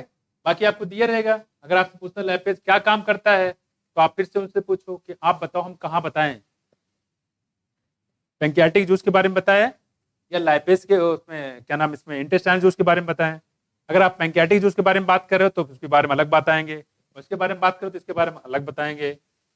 पैंक्रियाटिक जूस के बारे में बात करो तो इसमें तोड़ता है फैट को मोनोग्लिसराइड और डाइग्लिसराइड में, और अगर आप इंटेस्टाइनल जूस की बात कर रहे हो जो वहां से निकलता है जो रहता है किसमें, फैटी एसिड ग्लिसरॉल में। तो जहां पूछोगे वहां बताएंगे, हमको सब आता है। याद रखो, can a breakdown of biomacromolecules mention above occurs in the कहां, ड्यूडेनम रीजन। यहाँ देखो ड्यूडेनम लिखा हुआ है of the small intestine, basically यहाँ की बात कर देखो, हालांकि यहाँ ड्यूडेनम बताया है, ड्यूडेनम रीजन। तो आप याद रखिए कि जो सारा प्रोसेस होता है ये कहाँ बताया है, ड्यूडेनम रीजन में। The simple substance thus form are absorb in the jejunum. कह रहे कि जो ये सब्सटेंस बनते हैं एब्जॉर्ब कहाँ होता है बच्चे, जेजुनम में एंड इलियम में, ठीक है। तो ये कह रहे हैं डायजेशन की बात करें तो ड्यूडेनम में डायजेशन देखा जाए तो कंप्लीट यहाँ पे इन्होंने लिख दिया है, ठीक है, तो ड्यूडेनम में। और कह रहे हैं कि इसका एब्जॉर्प्शन कहाँ होता है बच्चे, जेजुनम में और इलियम। ये क्वेश्चन यहाँ पे बन सकता है, अच्छा क्वेश्चन है कि एब्जॉर्प्शन पूरा फाइनली कहाँ, डायजेशन कंप्लीट कहाँ हो जाता है, ड्यूडेनम में। सिंपली ऐसे बोले तो क्या बताओगे, स्मॉल इंटेस्टाइन में। और स्मॉल इंटेस्टाइन पूछे तो कहाँ बताओगे, ड्यूडेनम में डायजेशन कंप्लीट हो जाता है, इसके बाद फर्दर कोई डायजेशन नहीं होता है। डायजेशन के बाद क्या काम करोगे, एब्जॉर्प्शन करोगे, कहाँ डालोगे, ब्लड में। यहाँ देखो, और एब्जॉर्प्शन कहाँ होता है बच्चे, जेजुनम में भी होता है और इलियम में भी होता है, ठीक। अब देखो यहाँ बात करेंगे जो undigested and unabsorb substance are pass on to the large intestine. यानी जो अनएब्जॉर्ब पार्ट होता है, अनडाइजेस्टेड पार्ट होता है, ठीक है, उसको हम लोग लार्ज इंटेस्टाइन में भेज देते हैं। कहाँ पे, लार्ज इंटेस्टाइन में हम लोग भेज देते हैं, ठीक। थोड़ा सा ध्यान रखिएगा, फिर से देख लो। Dipeptidase, maltase, lactase, sucrase, nucleosidase, lipase. अगर पूछता है ये कहाँ से निकलते हैं तो क्या बताओगे, लार्ज इंटेस्टाइन से, सकस, इंटरकस या इंटेस्टाइनल जूस से। आपसे पूछे लाइपेज कहाँ से निकलता है, सकस इंटरकस से। कहाँ से, पैंक्रियास से ये नहीं निकलता, कहाँ निकलता है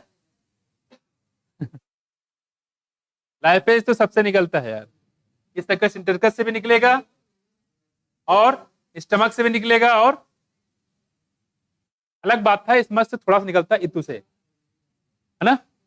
और कहां से, पैंक्रियास से, किस जगह से निकलता है, इसको ध्यान रखना, लाइपेज, ठीक है। तो फाइनली डाइजेशन कंप्लीट कहाँ होता है बच्चे, ड्यूडेनम में।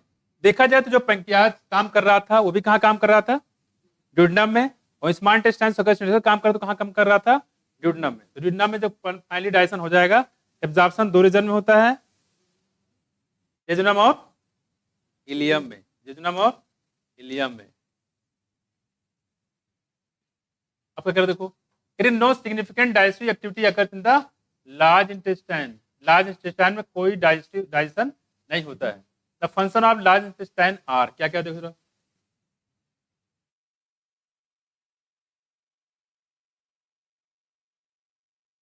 देखो कह रहे कि एब्जॉर्प्शन ऑफ सम वाटर, कुछ वाटर का मिनरल होता है, कुछ मिनरल्स होते हैं, और साथ में कुछ ड्रग्स होते हैं, मेडिसिन होती है।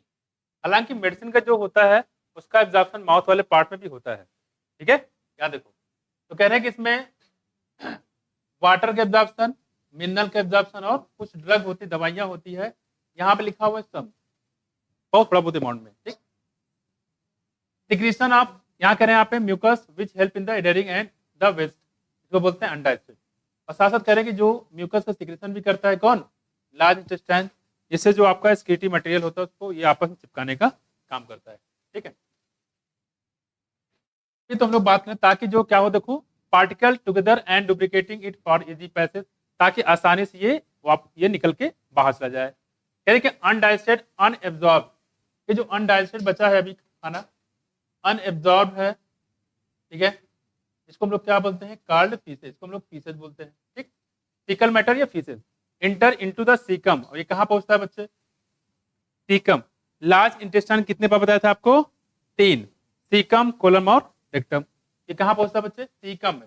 और सीकम हम लोग के बॉडी में कैसा है, नॉन फंक्शनल बताया था। सीकम पहुंचने के बाद क्या होगा देखो, अब लार्ज इंटेस्टाइन थ्रो इलियोसिकल वाल, यहाँ फिर से देखो एक वाल्व आ गया, इलियोसिकल वाल। स्मॉल इंटेस्टाइन और लार्ज इंटेस्टाइन के बीच में फिर एक वाल आ गया, कौन सा नाम इसका, इलियोसिकल वाल। तो कितने वाल हो गए अब तक, कितने, 3। पहला बताया था गैस्ट्रोएसोफेजियल, दूसरा बताया था पाइलोरिक, स्फिंक्टर ऑफ ओडी, 4 हो गए, और एक वाल ये हो गए, है ना, इसको बोलेंगे हम लोग इलियोसिकल वाल। तो 4 वाल हो गए अब तक। देखो, which prevent the back flow of the faecal matter, और ये फीकल मैटर के बैक फ्लो से रोकने का काम करता है, ठीक। देखो, it is temporary store in the rectum till defecation, और रेक्टम में जाके ये स्टोर होता है। हमने बताया सीकम, कोलन और रेक्टम, और रेक्टम में जाके ये स्टोर होता है टिल डिफिकेशन होने तक। तो टेम्परेरी होता है, ध्यान रखिएगा। तो यहाँ पे लिख देगा कि it is stored permanently, permanently नहीं होता है, टेम्परेरी होता है। परमानेंटली कब होगा, कॉन्स्टिपेशन में। कहाँ पे, कॉन्स्टिपेशन में। जो कॉन्स्टिपेशन हो जाता है तो वहीं पे स्टोर रह जाता है, फिर उसके बाद जानते हो क्या हालात होते हैं, है कि नहीं। अब देखो यहाँ पे करेंगे, the activities of the gastrointestinal tract are under neural control. अब करेंगे ये न्यूरल कंट्रोल में होता है, and hormonal control of proper coordination. साथ साथ कह रहे हैं कि हार्मोनल कंट्रोल में होता है, और जाहिर सी बात है इसमें ऑटोनॉमस नर्वस सिस्टम पार्टिसिपेट करेंगे, है कि नहीं। और different part, the site smell, एक चीज और देखो, जैसे मान लो आप जाते हो कहीं से निकलते हो, और कहीं पे मान लो खाना बन रहा होता है, नहीं, और दूर तक महक आ रही होती है, तो आपको लगता है यार कुछ ना कुछ तो बन रहा है, काश हम वहां होते, मजा ही कुछ और था, है कि नहीं। यहाँ देखो क्या हुआ, देखो कह रहे कि अंडर न्यूरल कंट्रोल, कह रहे कि साइट, खाने को देखकर, कुछ लोग कहते हैं खाना बहुत क्वालिटी युक्त होना चाहिए, लेकिन दिखने में खराब तो कौन खाएगा उसको। खाना दिखने में थोड़ा सा दिखना चाहिए, अच्छा दिखना चाहिए। तो कह रहे हैं उसको देख के, खाने को देख के, आपको भले खाने में नमक मिर्ची सब गायब हो, लेकिन दिखने में खूबसूरत हो, तो फोटो अच्छी आनी चाहिए, ठीक है। भूख बढ़ जाती, क्या बात है, भूख बढ़ जाती है, यहाँ देखो तो उसको देख के, यहाँ देखो, सही बात है।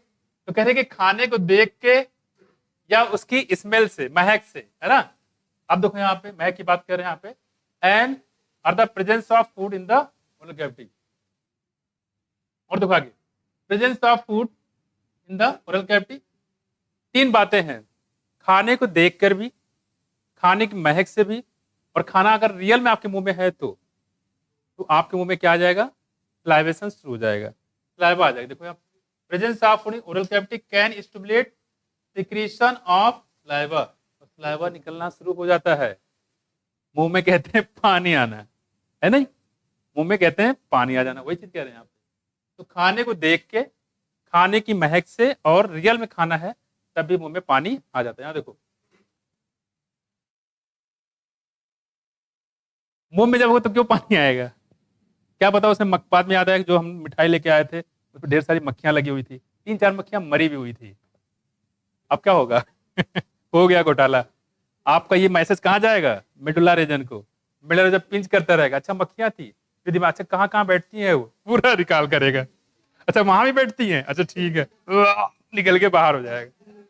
ना देखो, सलाइवा हो गया, gastric and intestinal secretion are also similarly, यहाँ देखो, stimulated by the neural signal.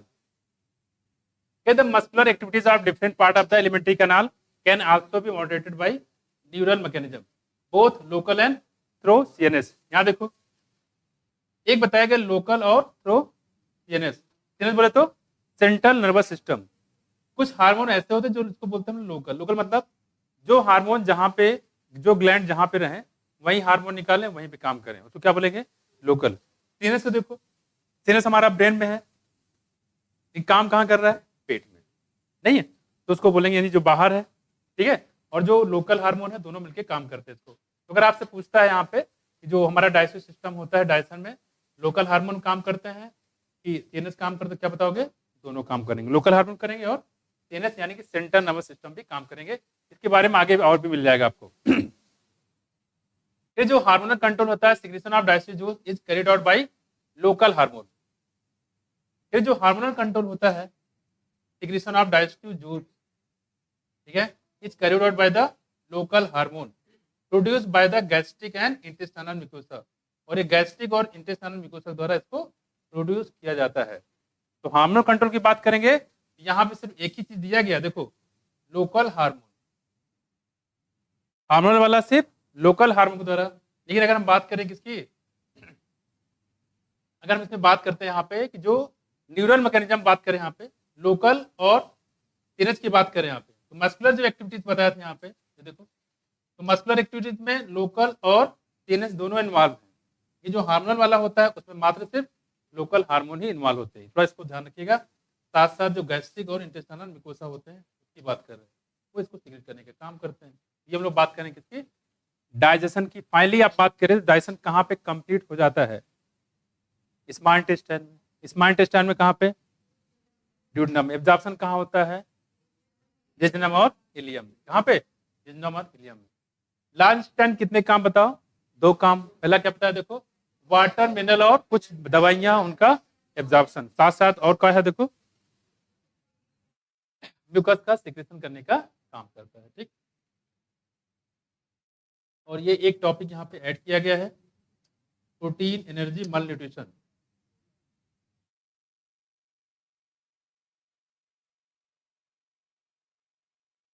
उल्टी कब आती है, ये पूछो, उल्टी कब आती, क्यों आती, कैसे आती, कितना आता है।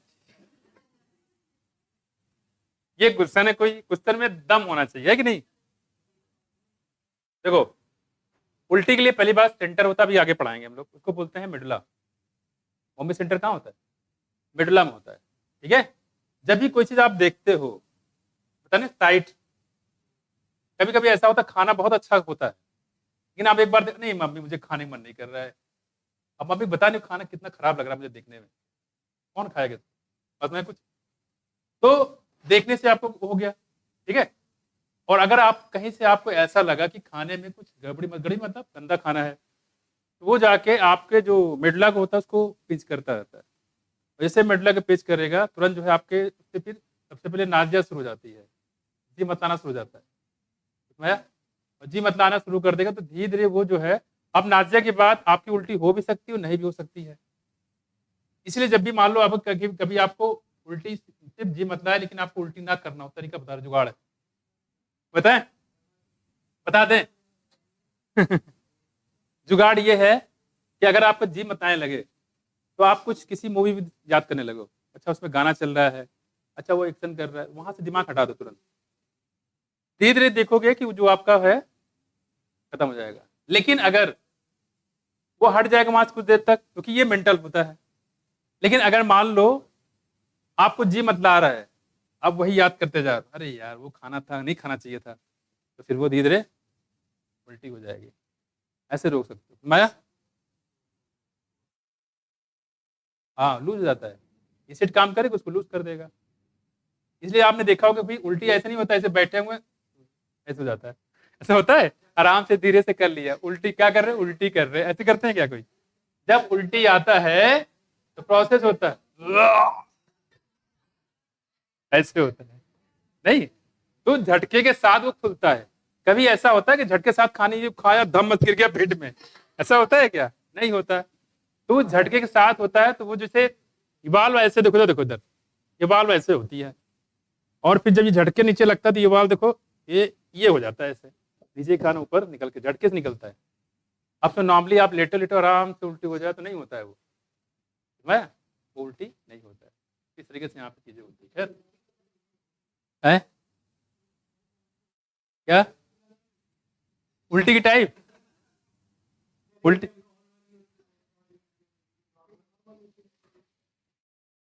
कोई किसी भी टाइप की उल्टी हो, प्रोसेस यही होता है उसमें।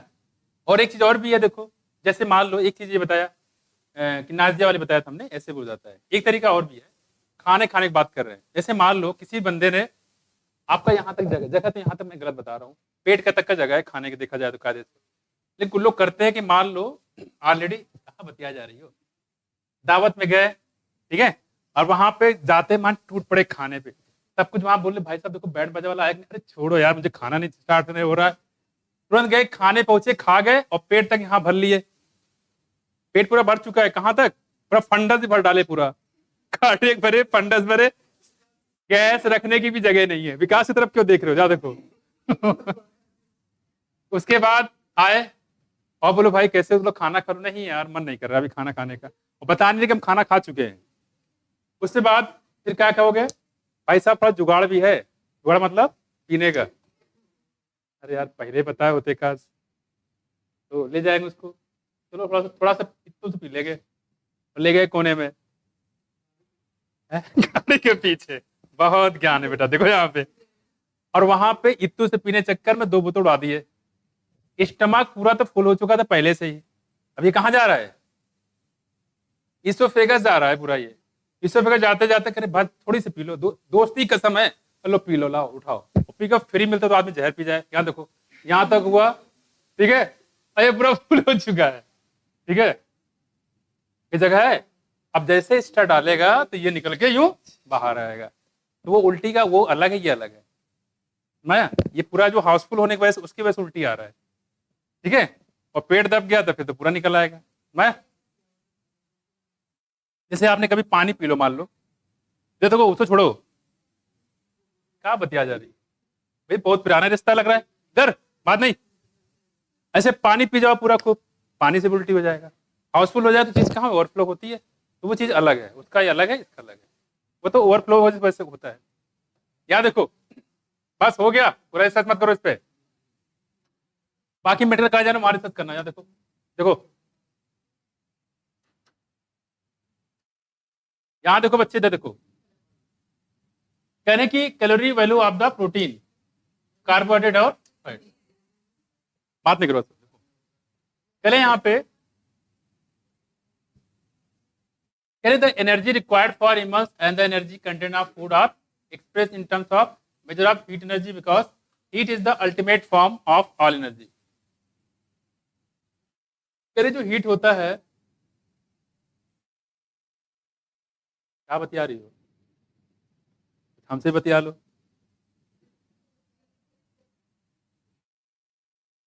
क्या करिए? अरे हद हो गई। अरे जो पुरानी किताबें होंगी उसमें पीछे दिया होगा, जो नई किताबें होंगी वो आगे दिया है। जो आदमानव के लोग हैं वो पीछे होंगे, जो मॉडर्न लोग वो आगे होंगे। देखो याद देखो, प्रे हिस्टोरिक मैन, जो प्रे हिस्टोरिक क्यों पेंटिंग, बात नहीं करो, प्रे हिस्टोरिक क्यों पेंटिंग कब से स्टार्ट हुआ? हाँ 18,000। आदमी जो है कब्रिस्तान बनाना शुरू किया था कब से? कब्रिस्तान बनाना कब से शुरू किया है? 1,75,000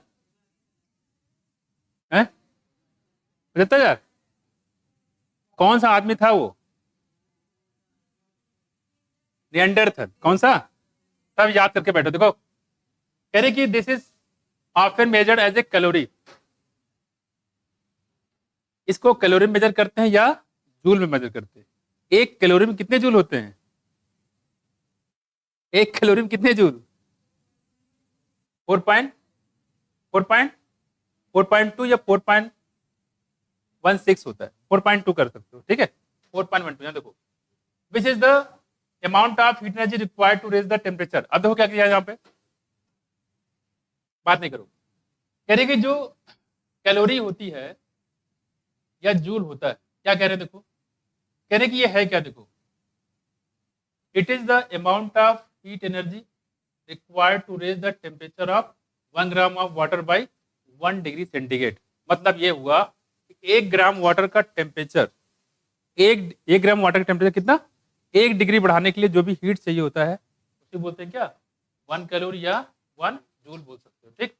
दूसरी बात देखो क्या है, since this value टिनी amount of energy बहुत कम है, physiological commonly use kilo calorie, इसलिए हम लोग बड़ी यूनिट यूज करते थे, नाम क्या है, किलो कैलोरी। ये कैलोरी छोटी यूनिट है, ये क्या है, किलो कैलोरी या किलो जूल भी यूज कर सकते हैं इसमें, किलो कैलोरी या किलो जूल।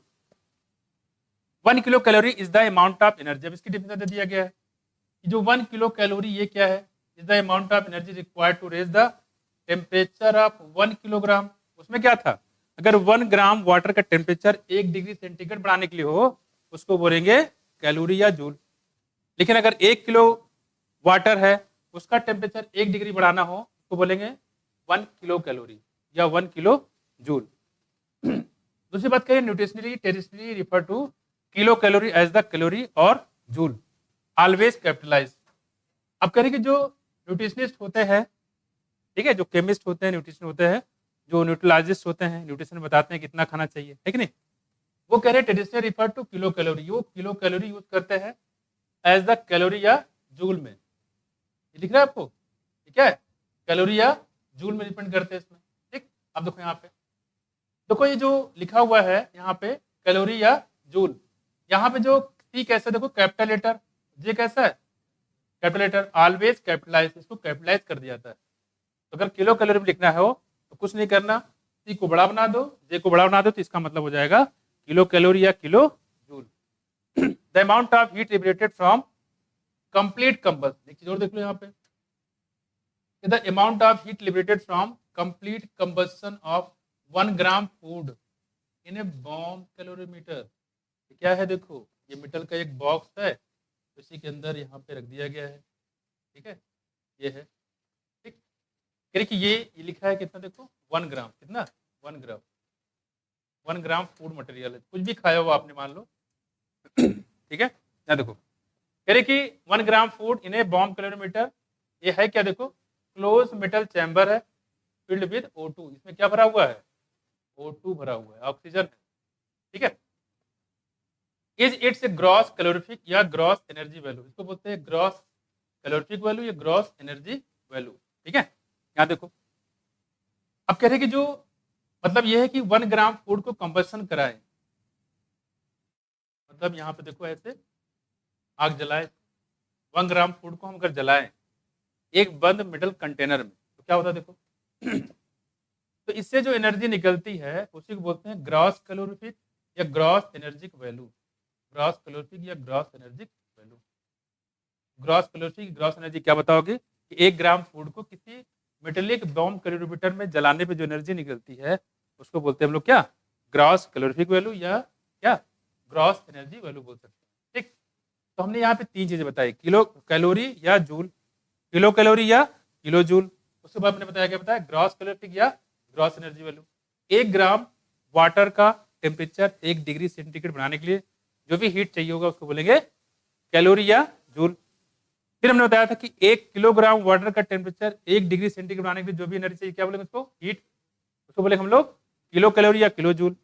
और अगर यहाँ पे बात कर रहे हैं यहाँ पे कि अगर 1 ग्राम फूड को जलाए यहाँ पे किसी ऐसे बॉम्ब मेटर कैलोरीमीटर में कंटेनर में, मेटल कंटेनर में जिसमें ऑक्सीजन रखा हो, तो उससे जो एनर्जी निकलेगी उसको बोलेंगे ग्रॉस कैलोरीफिक वैल्यू या gross energy value. The actual amount of energy combustion of 1 gram food is the physiological value of food, इसी को वास्तव में क्या बोलते हैं हम लोग, इसको बोलते हैं हम लोग फिजियोलॉजिकल वैल्यू। 1 ग्राम फूड को जलाने के बाद जो एक्चुअल में एनर्जी निकलती है तो बोलते हैं physiological value of food. Gross calorific value of carbohydrate protein and fat are, देखो यहाँ पे ग्रॉस कैलोरीफिक वैल्यू बताया गया किसका, देखो कार्बोहाइड्रेट का, प्रोटीन का और फैट का, कितना देखो 4.1 आई का दिया, देखो 5.65 9.45 किलो कैलोरी पर ग्राम रेस्पेक्टिवली। लेकिन इसकी फिजियोलॉजिकल वैल्यू देखो, फिजियोलॉजिकल वैल्यू होती है वो कितनी, देखो 4 किलो कैलोरी, 4 किलो कैलोरी और 9 किलो कैलोरी। तो मैं इसको आप थोड़ा डिटेल में देता हूँ। तो क्वेश्चन पूछा जाएगा आपकी नीचे वाला पोर्शन यहाँ से पूछ सकते हैं, ऊपर तो क्वेश्चन चांस बहुत ही कम है। ऐसे हम आपको जब पढ़ाएंगे RQ वैल्यू, पता है रेस्पिरेटरी क्वेश्चन, तो वहाँ भी आपको ऐसे बताएंगे। पहले हमारे पास है देखो फिजियोलॉजिकल वैल्यू और यहाँ पे calorific value, gross calorific value.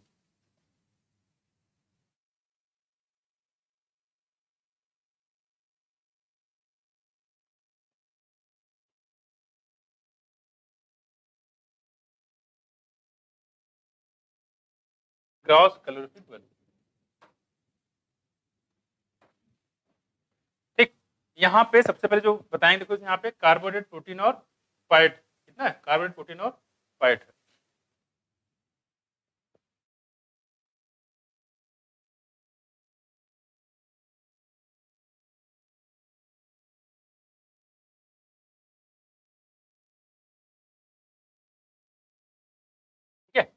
Carbohydrate की बात करते हैं बच्चे, कितना देखो बताओ, कितना है 4.1 किलो कैलोरी, कितना है 4.1 किलो कैलोरी, और ये कितना बताया 5.65, कितना बताया देखो 9.45,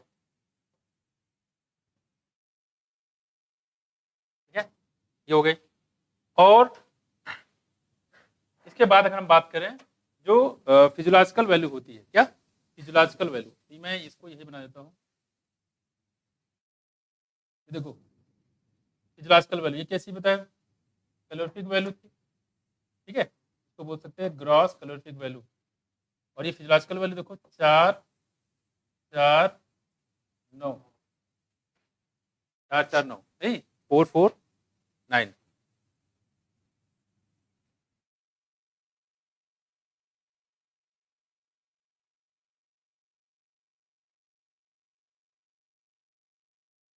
देखो ऐसे हम आपको बताएंगे जब आपको रेस्पिरेटरी क्वेश्चन बताएंगे तो वहां पे ऐसे बताएंगे, देखो ये दिखा लिखा हुआ, देखो ये कार्बोहाइड्रेट है, और इसको जो है आप ऐसे याद कर सकते हो, देखो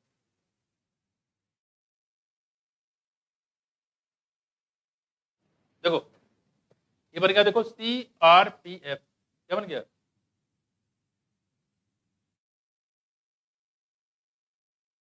central railway police force, central reserve police force, है कि नहीं, तो CRPF से याद कर सकते हो इसको, यहाँ पे आर का कोई मतलब नहीं है, कार्बोहाइड्रेट प्रोटीन और फैट, ठीक है। और देखो लगातार आप इसकी आरक्यू की वैल्यू भी याद कर सकते हो, यहीं पे आरक्यू जो होता है बच्चे, ठीक है, कितना CO2 निकाला गया अपान कितने अमाउंट में O2 लिया गया, इसकी वैल्यू 1.9 0.7 ऐसे याद कर सकते हो, और यहाँ भी क्या है CRPF,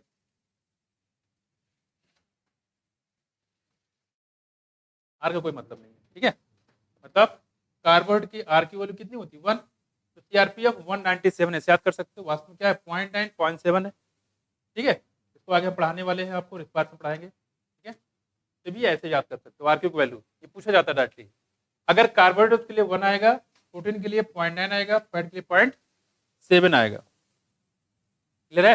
फिर से देखो ग्रॉस कैलोरीफिक वैल्यू की बात कितनी बताया, देखो कार्बोहाइड्रेट कितना 4.1, प्रोटीन के लिए 5.6, फैट के लिए 9, अगर हम ग्रास की बात करें तो 4-5 कितना होता है, 4-5-9 होता है, तो ग्रास को इसे याद कर सकते हो 4-5-9, बाकी डेसिमल में दिया रहेगा वो कर ले जाओगे, 4-5-9 से याद कर लेना, सीक्वेंस भी रहेगा आपको, सिर्फ यही नहीं यहाँ भी सीक्वेंस बनाएंगे, बस यही सीक्वेंस है पूरे बायोलॉजी में, और कहीं सीक्वेंस ऐसा नहीं मिलेगा आपको, तो लगे हाथ मैंने इसको भी बता दिया, आर की वैल्यू बहुत पूछा जाता है, ये रिस्पार्सन सबसे लास्ट टॉपिक में दिया है, रिस्पायरेटरी क्वेश्चन, ठीक है, निकालने के लिए, खैर तो 4-5-9 से याद कर लेना ग्रास कैलोरीफिक वैल्यू, और 4-4-9 से याद कर लेना फिजियोलॉजिकल वैल्यू, याद रहेगा सीक्वेंस में पूरे। अगर इसकी बात करें तो बस इसमें यही चीज जो आपसे पूछ सकते हैं, इसमें आप ऊपर नीचे कर सकते हैं, और लेबलिंग करने के लिए आपसे पूछ सकते हैं कि बताइए इसकी कौन सी किसकी वैल्यू है, क्लियर है, कर लोगे, इसको मैच कराने के लिए इसको ऊपर नीचे कर देंगे, तो ऐसे मिलाओ ऐसे मिलाओ ऐसे, वो बड़ा क्वेश्चन करना होगा तो आपकी ज्यादा मतलब खातिरदारी करना होगा, तो सब डाल देंगे,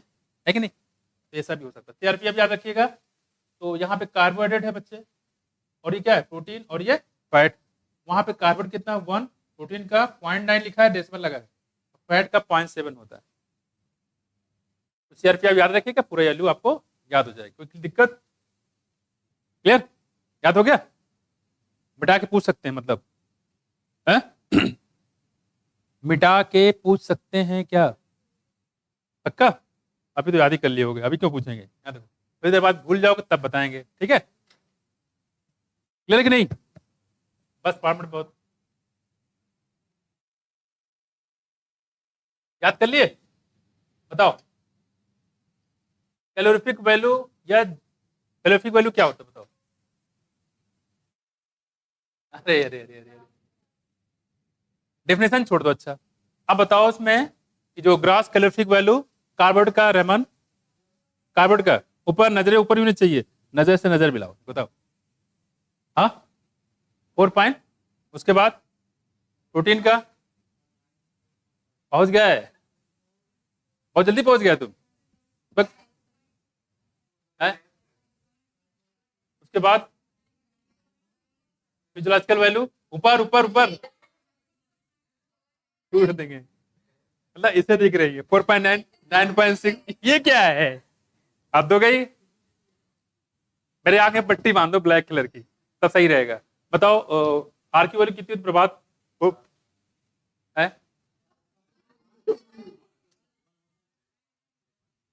एक पैक एक पैक ज्यादा हो गया लग रहा है। बताओ कार्बन कितना है, और प्रोटीन के लिए 0.9 है बच्चे, 0.9 है, डेसिमल लगाया था। और फैट के लिए याद हो गया। और फिजियोलॉजिकल वैल्यू बताओ उसमें क्रम से, और ग्रास वैल्यू कैलोरीफिक वैल्यू कितना बताओ, ग्रास कैलोरीफिक वैल्यू। ये बैठी महारानी लग रही है यहाँ, बैठी नवाब हो गई यहाँ पे। आप बताओ ग्रास, सॉरी आप बताओ फिजियोलॉजिकल वैल्यू, कार्बन कितना होता है कार्बोनेट का, फिजियोलॉजिकल वैल्यू ये भी हो गया। फिजियोलॉजिकल वैल्यू बताओ, बताओ शीतल, और वो स्वाति, और बोलोगी 4। और का उसके लिए प्रोटीन के लिए, और प्रोटीन उसके लिए फैट के लिए ग्रास कैलोरीफिक वैल्यू। अरे बोलने दो उसको, बस हो गया आपका, हो गया ब्रेक लगा दे लड़की। हाँ बोलो।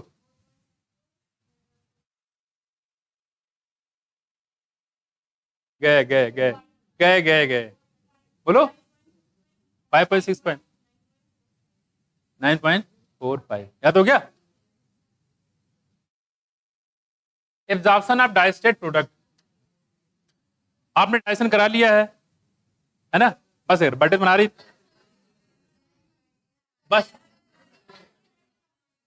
मेरी बात तो सुनो, बस इतना ही।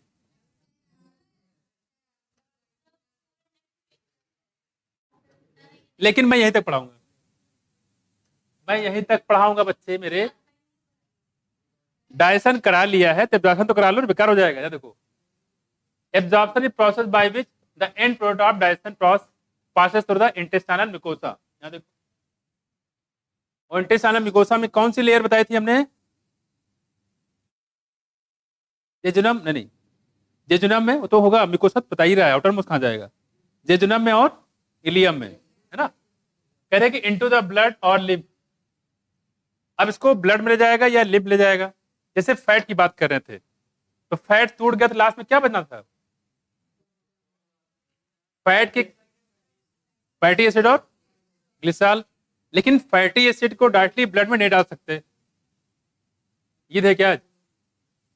ईद है आज, गले मिल रहे हैं उससे, क्या आखिरी बार मिल रहे हो इससे, फांसी सजा होने वाली है हद हो गई यहाँ पे। यहाँ देखो, लिम्फ जो है डायरेक्टली ब्लड में नहीं डाल सकते, इस वजह से हम लोग इसको थोड़ा सा मॉडिफाइड करेंगे। मैं मॉडिफाइड करने के बाद तब इसको हम एब्जॉर्ब करा देंगे। देखो आप करेंगे, lymph it is carried out by the passive active और फैसिलिटेटेड ट्रांसपोर्ट। बहुत सही, पैसिव एक्टिव या फैसिलिटेटेड ट्रांसपोर्ट यहाँ पे किया जाता है, ठीक है। Transport mechanism, small amount of monosaccharide like glucose, amino acid and some electrolyte like chloride ion. अगर हम इसकी बात करें, देखो करें जो ग्लूकोज होता है, अमीनो एसिड होता है, और कुछ इलेक्ट्रोलाइट जैसे कि क्लोराइड आयन, ठीक है, are generally absorb by simple diffusion. किससे बच्चे? सिंपल डिफ्यूजन, मार्क कर लो, इंपॉर्टेंट है।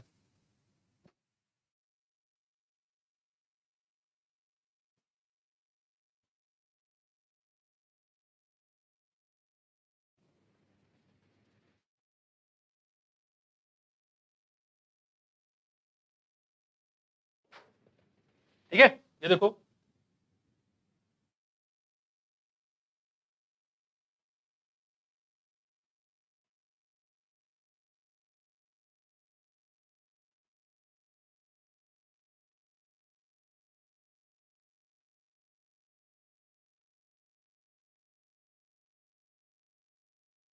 सिंपल डिफ्यूजन, दूसरा है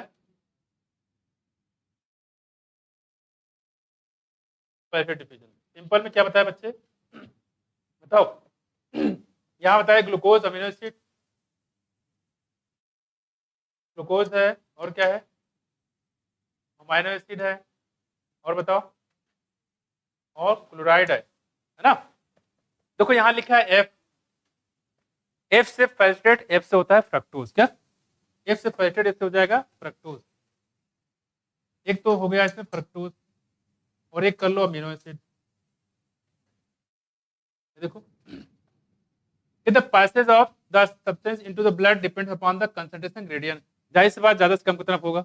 some substance like glucose, amino acid and are absorbed with help of carrier protein।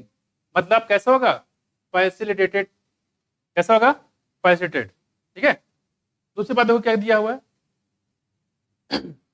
यहाँ पे, some substance like glucose है, amino acid है, और क्या है, ग्लूकोज और अमीनो एसिड। क्या करें किससे, देखो, this mechanism is called the फैसेड transport of water depend upon the osmotic gradient. इस दौर देखो यहाँ पे, यहाँ पे क्या दिया, ग्लूकोज दिया ना, इससे फ्रक्टोज भी है, इसमें ग्लूकोज लिख देते हैं। देखो आप कह रहे हैं कि जो कैरियर प्रोटीन होगा, this mechanism is called the facilitated transport of water depend upon the osmotic gradient. अच्छा, वाटर की बात करें तो इसमें तीनों होता है, एक्टिव होगा और पैसिव होता है। ठीक है, तीनों होते हैं। और पैसिव में कौन हो जाएगा, सिंपल, फेटेड और active. Depend upon the osmotic gradient, active transport occurs.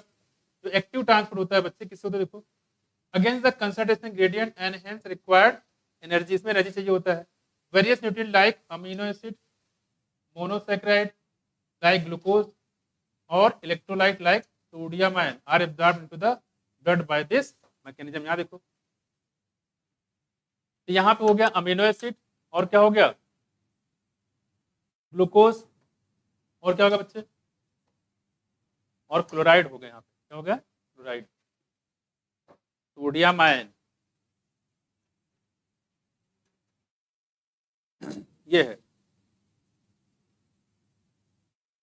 ठीक है, यहाँ देखो कुछ चीजें यहाँ पे कॉमन, जैसे यहाँ देखो अमीनो एसिड यहाँ भी है, ग्लूकोज यहाँ भी है, यहाँ भी ग्लूकोज है, यहाँ भी अमीनो एसिड है। ठीक है, यहाँ भी ग्लूकोज है और यहाँ भी अमीनो एसिड है कि नहीं। पर ध्यान रखिएगा, सिंपल में क्लोराइड आयन है जो आपको ध्यान रखना है,